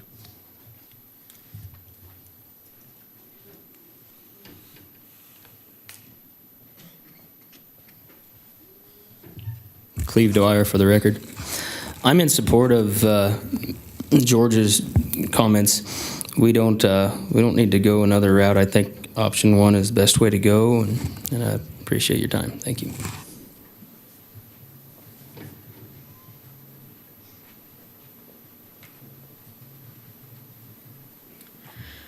For the record, Chrissy Pope. I am with the Nye County Cab, but I'm going to speak for myself. I am one of the people that put these hunts on in Tonopah, and truly, I only started coyote calling contest was for the kids, and I figured why not eliminate some predators, because also when people are out there hunting or calling coyotes, they're shooting mountain lions and bobcats, and those people already have the hunting license and the trapping license to pick those up. So I have our local game wardens there hanging out with us. We're making sure that we're not breaking any laws or anything like that. the look on the kids' faces that get to go out and hunt with their dads because they're not old enough to go out and hunt. That's already been said today. They're 10, 11 years old. They don't get to put in for a mule deer tag or anything like that. So this is something that they get to do with their parents and stuff. And I would hate to see that go. I mean, this is sad that we've even come up, we have to choose an option. But if we have to, I would hope that you guys would go with number one. If you went with number two, I would still comply with it because I think we need to clear out these predators, and it's just what we're going to have to do. So if we have to choose something, please choose number one. It's going to make my life a lot easier. But I will comply with all laws and everything because I think that it's wonderful for the kids. I give out belt buckles to winners. I mean, the kids all walk out of there with a drag, a call, something that has been sponsored to the Tonopah Calling Contest. And it's a huge fundraiser for our rodeo club. And that's the reason why I put it on. Thank you.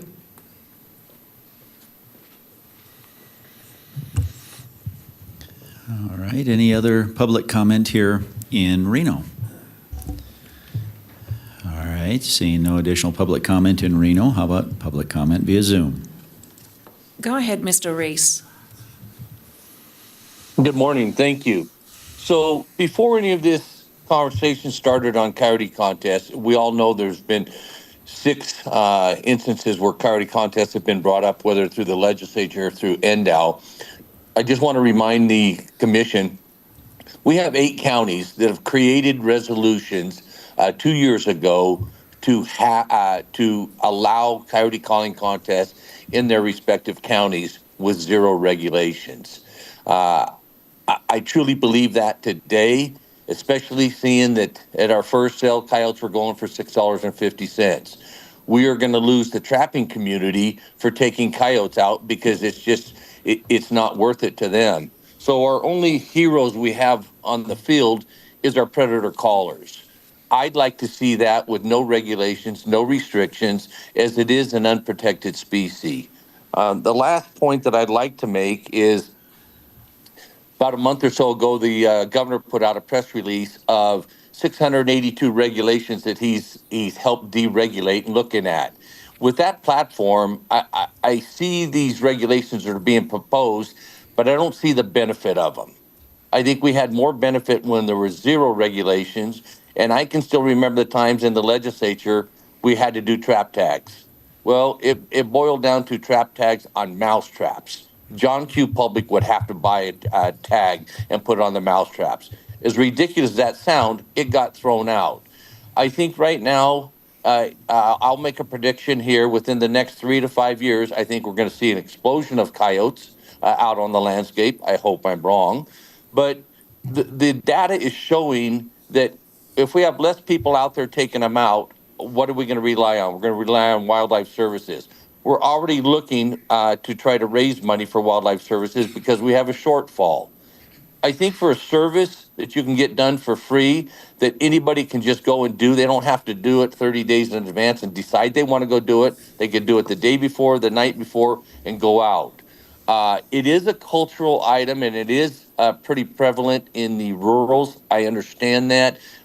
Vegas and Washoe may not agree with that, as they're more of an urban. But on behalf of the Southern Coalition for Nevada's Wildlife, we would like to see this with no regulations on it at all. And thank you for your time. Go ahead, Ms. Goff. Good afternoon, Chair Rogers and members of the board.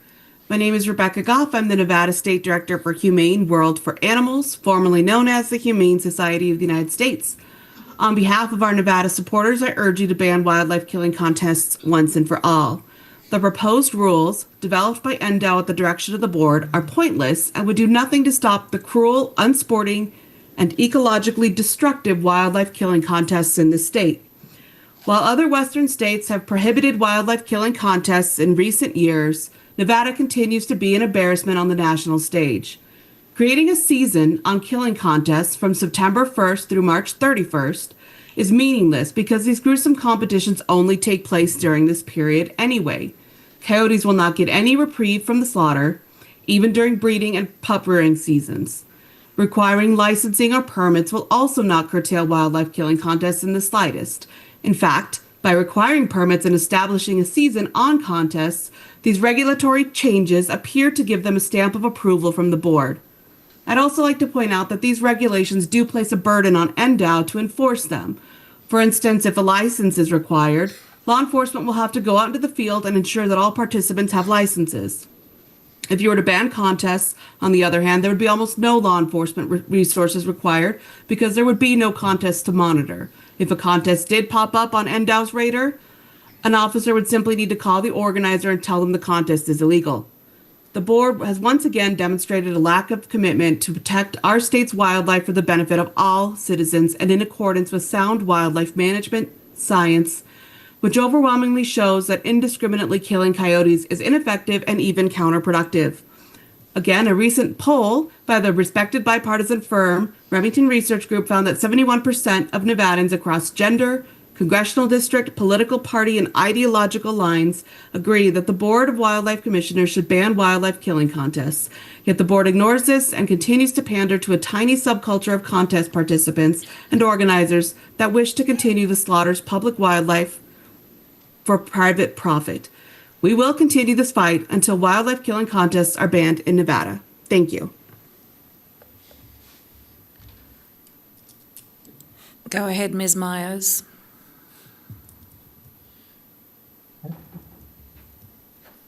Thank you, Linda. Good afternoon, Commissioners. This is Stephanie Myers. Concerning regulations for wildlife killing contests, it appears that you may have decided on a course that nobody wants except you. Wildlife advocates such as myself don't want these regulations because we see right through the deception. We clearly see the regulations you propose will not change the slaughter of coyotes one iota. Hunters who you normally cater to don't want the regulations either. Oh, excuse me, I should have said ethical hunters don't want these meaningless regulations because they do not participate in such massacres. However, one hunter with a low dramatic voice and his gang do want these regulations, and he has practiced his alchemy on you. And why does he, and by extension you, want these new rules?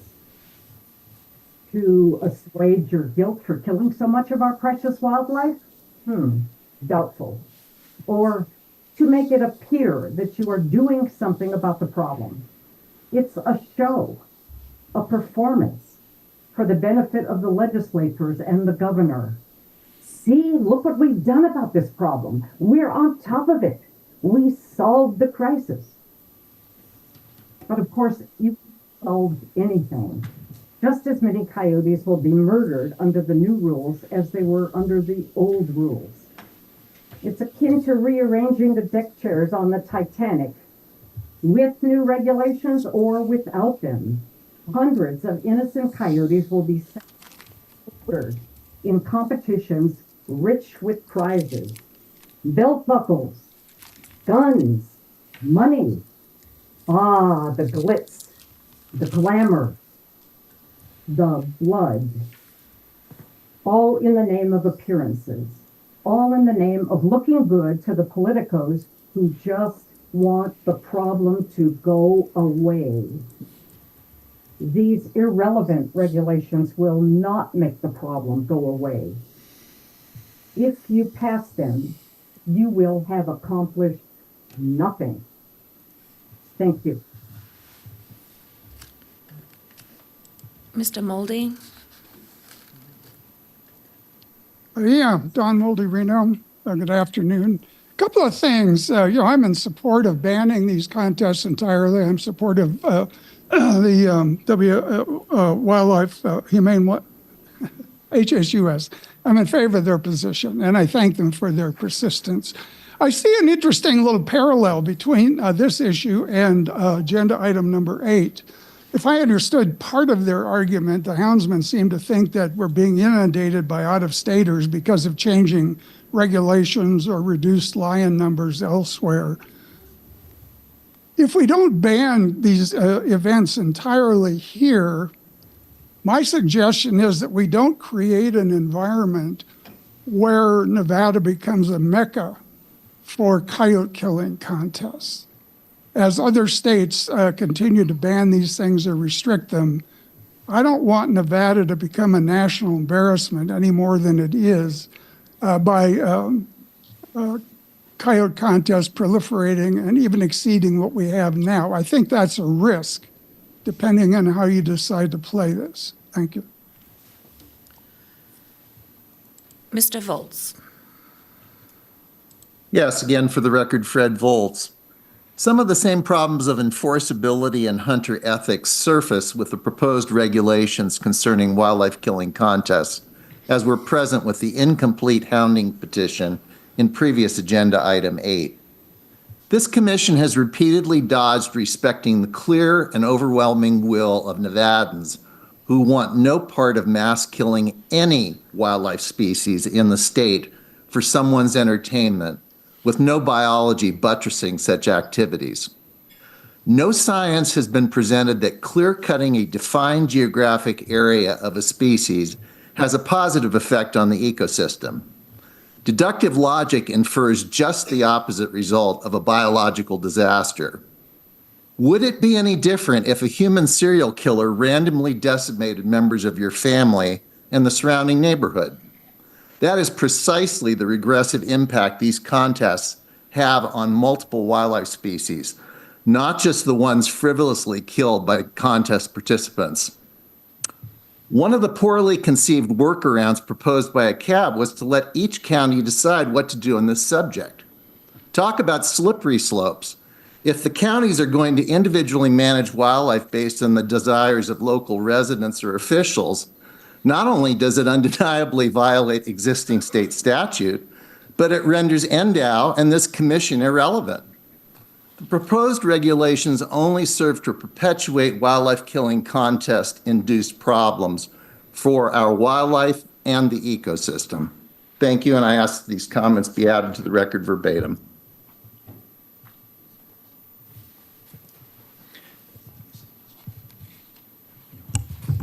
All right, looks like there is no additional public comment, so we'll bring it back to the commission for any further discussion. Motion, any ideas?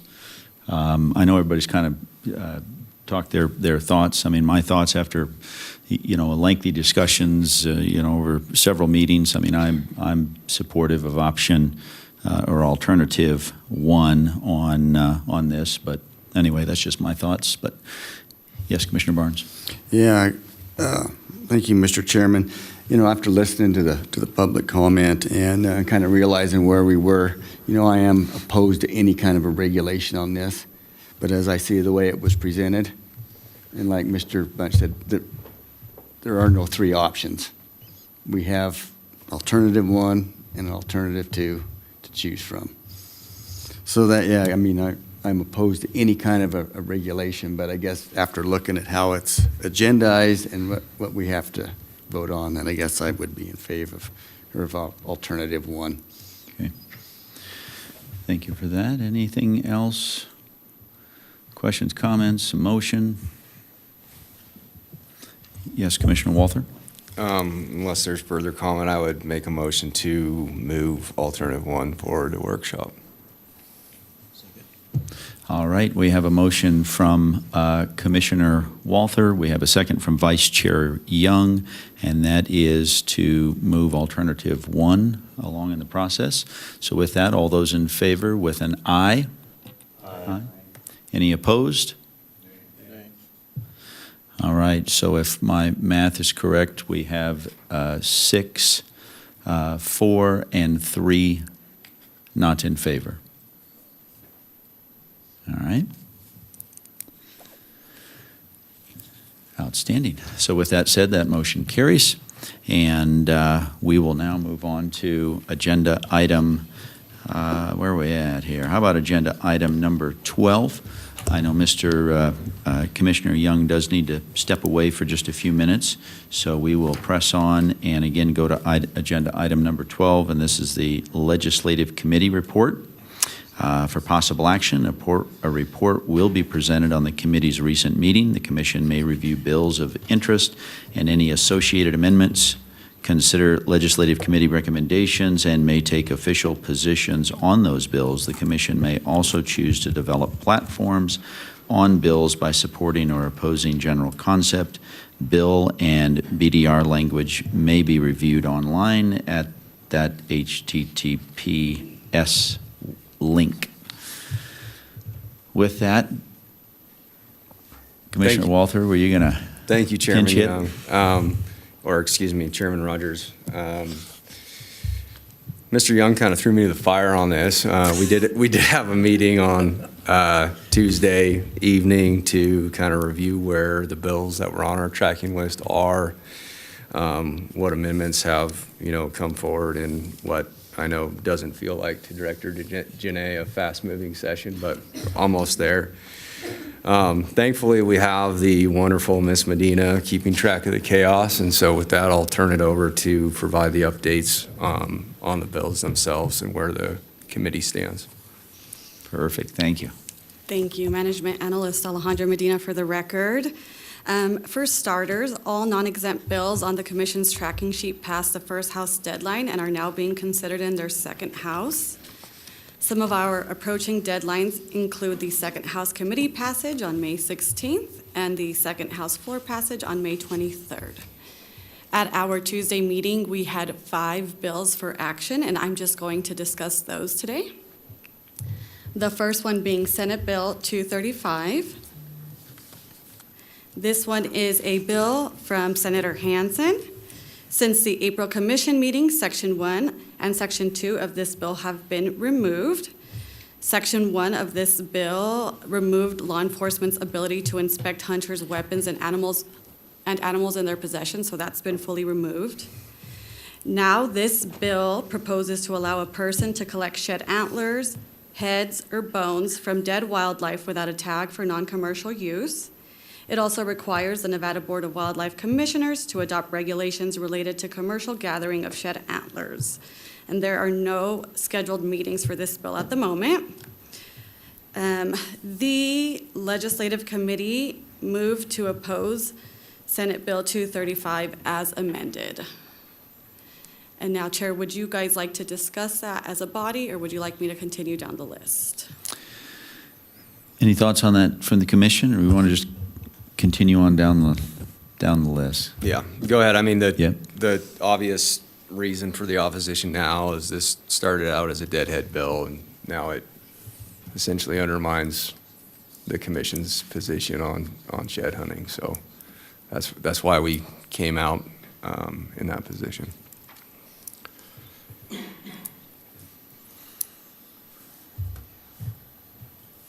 All right. With that, yeah, please continue. Our next bill is Assembly Bill 85. Since the April Commission meeting, Assembly Bill 85 has been amended to include language requiring the Department of Wildlife to coordinate with the Department of Agriculture and consider the Nevada Managed Pollinator Protection Plan when preparing the State Wildlife Action Plan.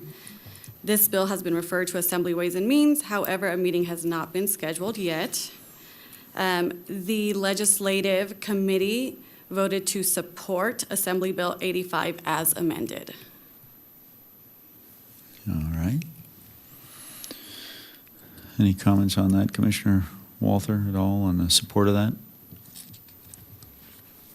I think Dave probably has a few comments on this as well. I know the department did have a fiscal note, and we recognize that, a lot may not happen on this initially, or it might be difficult with the lack of having personnel there.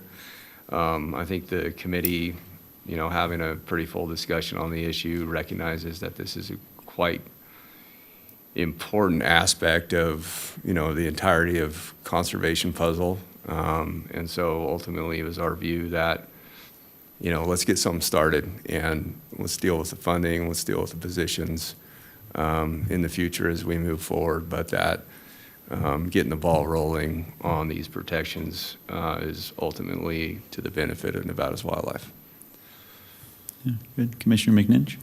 Thank you, Mr. Chairman. Yeah, Commissioner Walther, I appreciate the summary real quick. I think he's nailed it. I appreciate that conversation, and From my perspective, I understand the financial challenges at all times, let alone in today's, as things sit right today. So I understand the fiscal note, and I understand that this doesn't mean things are going to ramp up on pollinator or invertebrate protections and things like that. But I do appreciate getting the authorities in place to. I think it's important to note that the amendment was to tie in some relationship with the Department of Ag, so that it's just not these two entities working independently of each other. And I think that was a real important component. So I appreciate the opportunity to support this and get behind it, understanding that we're just dealing with some authorities, and it doesn't have anything to do with unfunded mandates and things like that at this point in time, at least in my mind. Okay, good. All right. The next bill is Assembly Bill 486. So this bill has changed significantly since it was originally introduced. Originally, the bill focused on funding wildlife crossings by increasing the tire fee. However, in reprint 2, that funding mechanism has been completely removed. The bill now shifts its focus to planning and reporting requirements related to wildlife crossings. Under reprint 2, the Nevada Department of Wildlife would be required to submit a report on the progress and need for any current or proposed project listed in the state's inventory of connectivity needs, and include in the analysis of any proposed highway project a discussion of the benefits of reducing wildlife vehicle collisions through the design, construction, and use of wildlife crossings. The the Legislative Committee voted to support Assembly Bill 486 as amended. All right, thank you for that. Anything on that, Commissioner Walter? No, I mean, I'll just briefly, I guess, my first reading of it, I had some concerns with the reporting, wondering if it was going to kind of stall the process, et cetera. Director Dene provided some insight there on the discussions, and made me comfortable that, really the reporting is going to help us do a better job telling the story to the legislature, to the public. And although we are missing the funding piece now, hopefully that process helps us achieve some of that funding in the future. So we were in support of that. All right. Perfect. The next two bills were for consideration to be tracked, the first one being Assembly Bill 501. This bill would allow pupils enrolled in junior high, middle school, or high school to receive graduation credits for completing certain approved outdoor recreational activities outside of school hours. Organizations in support of Assembly Bill 501 included Nevada Outdoor Business Coalition, the Nevada Association of School Boards, the Charter School Association of Nevada, the Nevada Conservation League, the Clark County School District, and the Nevada Association of Superintendents. And at the Legislative Committee meeting, Commissioner McNitch, you asked, where did this bill come from? So the bill sponsor stated to integrate outdoor education into public schools with the belief that outdoor education is a powerful tool for fostering various life skills, and that it will provide holistic educations. And the bill sponsor has previously sponsored similar outdoor recreation type bills. The Legislative Committee voted to support including Assembly Bill 501 onto the tracking sheet. Thank you, Commissioner McNinch. Thank you, and thank you for following up on that. I wasn't expecting you to, so I appreciate you doing that. My wife is a special education teacher at the high school level, and I can tell you that something like this provides us some opportunity that those kids don't have, and provides, kind of opens the door, opens their eyes, opens the possibilities. It maybe takes a little heat off. It's more of a, I don't know, I just think it's a fantastic idea, and I've said it before, I fully support it. I think it's real innovative, and I think it has a lot of pluses, not just for those kids, but for anybody that does it. So, yeah, I appreciate the follow-up. Yeah, good. And the last bill for consideration was Assembly Bill 548. This is the Nevada Department of Wildlife bill, which proposes to move the fee-setting authority for vessel registrations to the Nevada Board of Wildlife Commissioners. It replaces the percentage-based deposit into the state education fund with a fixed $800,000 annual contribution. And it expands the use of boating-related fees to support provisions related to vessels and wildlife. This bill was heard on April 25th in the Assembly Ways and Means Committee, and the Legislative Committee voted to support adding this bill to the to the Commission tracking list as presented. All right. Thank you for that. Any comment at all on that one, Commissioner Walter? Pretty straightforward. All right. I apologize. That was the last one, did you say? Yep, that's the last one. Easy enough. Wonderful. Thank you for that. This is for possible action. Any additional comment at this time from the commission? Questions, concerns? All right. Seeing none at this time, we will take it out for any public comment. If the public has any comment on agenda item number 12, again, Legislative Committee report. All right. Seeing no public comment here in Reno, are there any public comment via Zoom? All right, easy enough. So we'll bring it back to the commission for any additional discussion or thoughts around the committee report. I don't necessarily, yeah, Commissioner Walther. Dag Burkett, do I need to go bill by bill, or can I make a motion that the commission adopt the positions recommended by the committee? Yeah, you have the right to form it, phrase it however you want. You I can- make a motion that the commission adopt the positions forwarded by the committee as presented by Ms. Medina. All right, thank you. All right, so we do have a motion from Commissioner Walther. We do have a second from Commissioner Keel. All those in favor with aye? Aye. Any opposed? Seeing none, that does carry. All right. Thank you for that last minute fill in there, Commissioner Walther. We appreciate that. Nice work. All right, so we will move on now then to agenda item number 13, and this is public comment period. It is informational. Public comment will be limited to 3 minutes. No action can be taken by the commission at this time. Any item requiring commission action may be scheduled on a future commission agenda. Persons making comments are asked to begin by stating their name for the record. So with that, any public comment here in Reno? Good afternoon. Chair Rogers and members of the the commission. My name is Mark Ono. I'm the state director with USDA Wildlife Services. I wasn't prepared to talk today, but I heard Wildlife Services come up a few times. I know this is not for an action item, but if there is any appetite for conversations, feel free to call me. I'm transparent as much as I can be. And that goes for the sportsmen and the cabs and the NGOs in the room. We hope in Wildlife Services that we're additive to cause. It's not taking away anything from anyone. If there is perceptions that we are, I'd like to have that conversations to see how we can get out of the way if we need to. We're not in here to compete with any private sector, any company, any sportsman.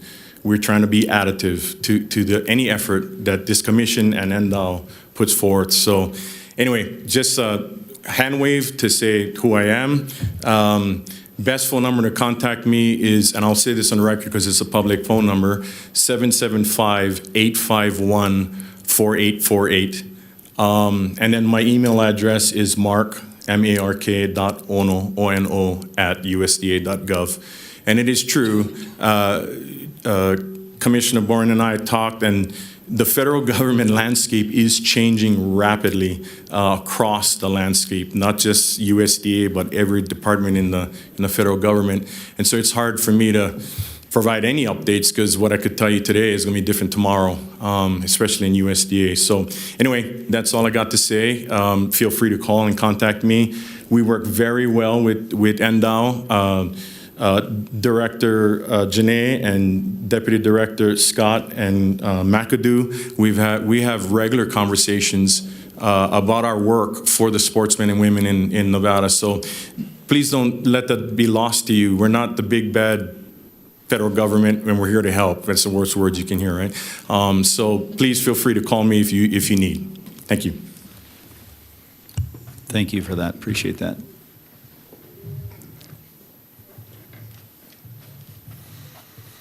For the record, Chrissy Pope. I just wanted to speak on the shed hunting. It just opened up. We are having a horrible time in Tonopah down in Nye County. We have people that are out in Monitor Valley that are camping. They're going to the bar in Belmont, and they're freely speaking that they are GPSing all the antlers. They're not breaking any laws because they're not picking them up yet, but they are GPSing. They're all coming in from out of state. I mean, every single vehicle is Utah plates. And it's sad. You know, we put this in place for to stop harassing of the wildlife, and here we are still harassing the wildlife. They've got their dogs out there working, and I love working dogs. So it's not that aspect of it, but there's a lot of states that we can't go and pick up sheds in other states. So why are we allowing people from other states to come into ours and continue to harass our wildlife and to maneuver around the laws that we're putting in place and that we're obeying by, but they're out there, oh, I'm just out there hiking. So yeah, but your dog's out there working, chasing the elk and everything else. You've been out here for what, 3 weeks? Oh, but because they're freely drinking at the bar, they're, you know, expressing all of this, and it's a major concern. We're having a lot of problems in Nye County with it. So I'm glad that you guys are going to address it again, and thank you. Thank you.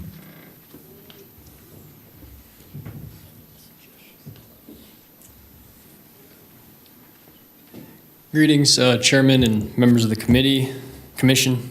Bryce Green for the record, and I'll make this quick because I know we all want to get out of here. So I just want to quickly address item 7C regarding the emerging technologies. I know that there's no vote on this today, so I won't go into the depth of my argumentation because I do plan on being here for the meeting that formally addresses this. But I just wanted to note a few things and I guess plant some so-called ideological seeds, stuff we can think about. So I'll start by saying that I'm absolutely against a thermal ban during the big game season as it cuts into the informal coyote night hunting season and potentially formal contest season from September to March. And I know I'm not the only one. We've been working very hard to preserve our rights in respect to the competitions, and this proposition thwarts more than half of the proposed designated coyote contest season. But I'll start here. I work in technology.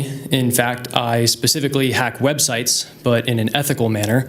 I work with many big companies, and I use the same technologies and knowledge that bad hackers do to find security vulnerabilities before the bad hackers do. And trust me, I can attest to the fact that technology is always changing. I'm always learning to keep up with the bad guys. With that said, we don't ban computers because hackers exist.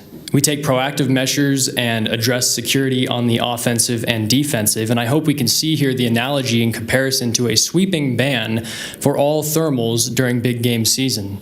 This entire proposed legislative change is built on one extremely faulty presupposition, and that is that the bad guys will stop doing bad stuff when you pass a law. In reality, you're criminalizing good guys. And so simple investigative work on part of the game wardens and law enforcement makes it clear who is in the field at night with the intent to shoot coyotes and who is in the field at night with the intent to shoot big game. So if you're going to ban thermals during big game season, you might as well ban all kinds of other hunting too. While you're at it, you might as well ban the carrying of a rifle outside city limits night and day during big game season because people can poach during the daytime too. So this isn't a technology issue, it's an enforcement issue predicated on the assumption that bad guys will follow the law.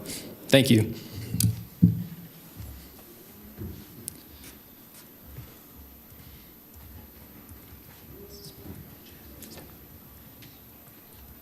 George Forber speaking for myself. I want to second what Bryce said.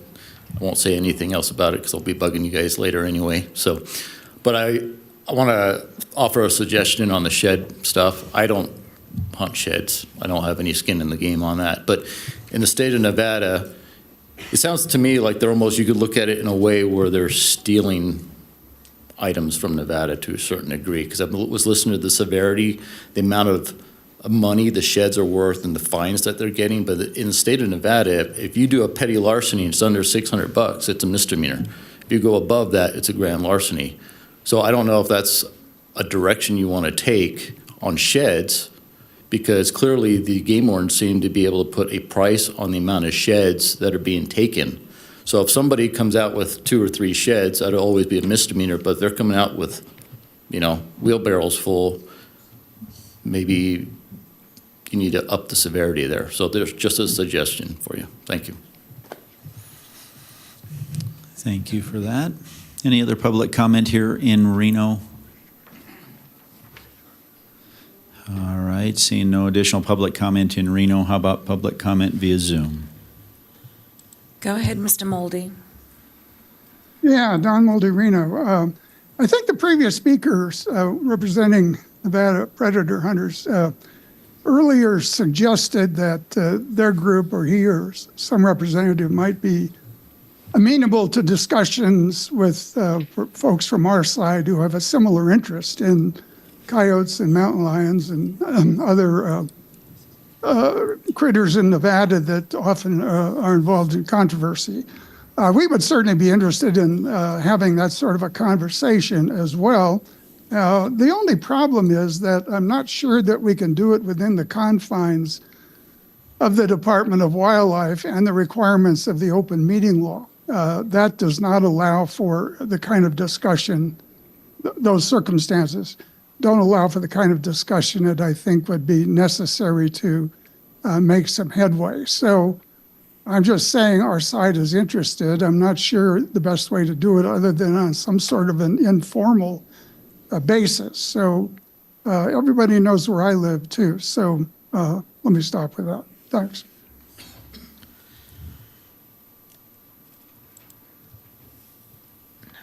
All right, seeing no additional public comment, I do appreciate that. A lot of very good points and items for discussion, so thank you for that public comment.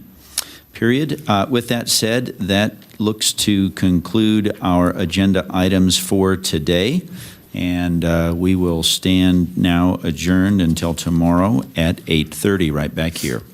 Thank you, everybody.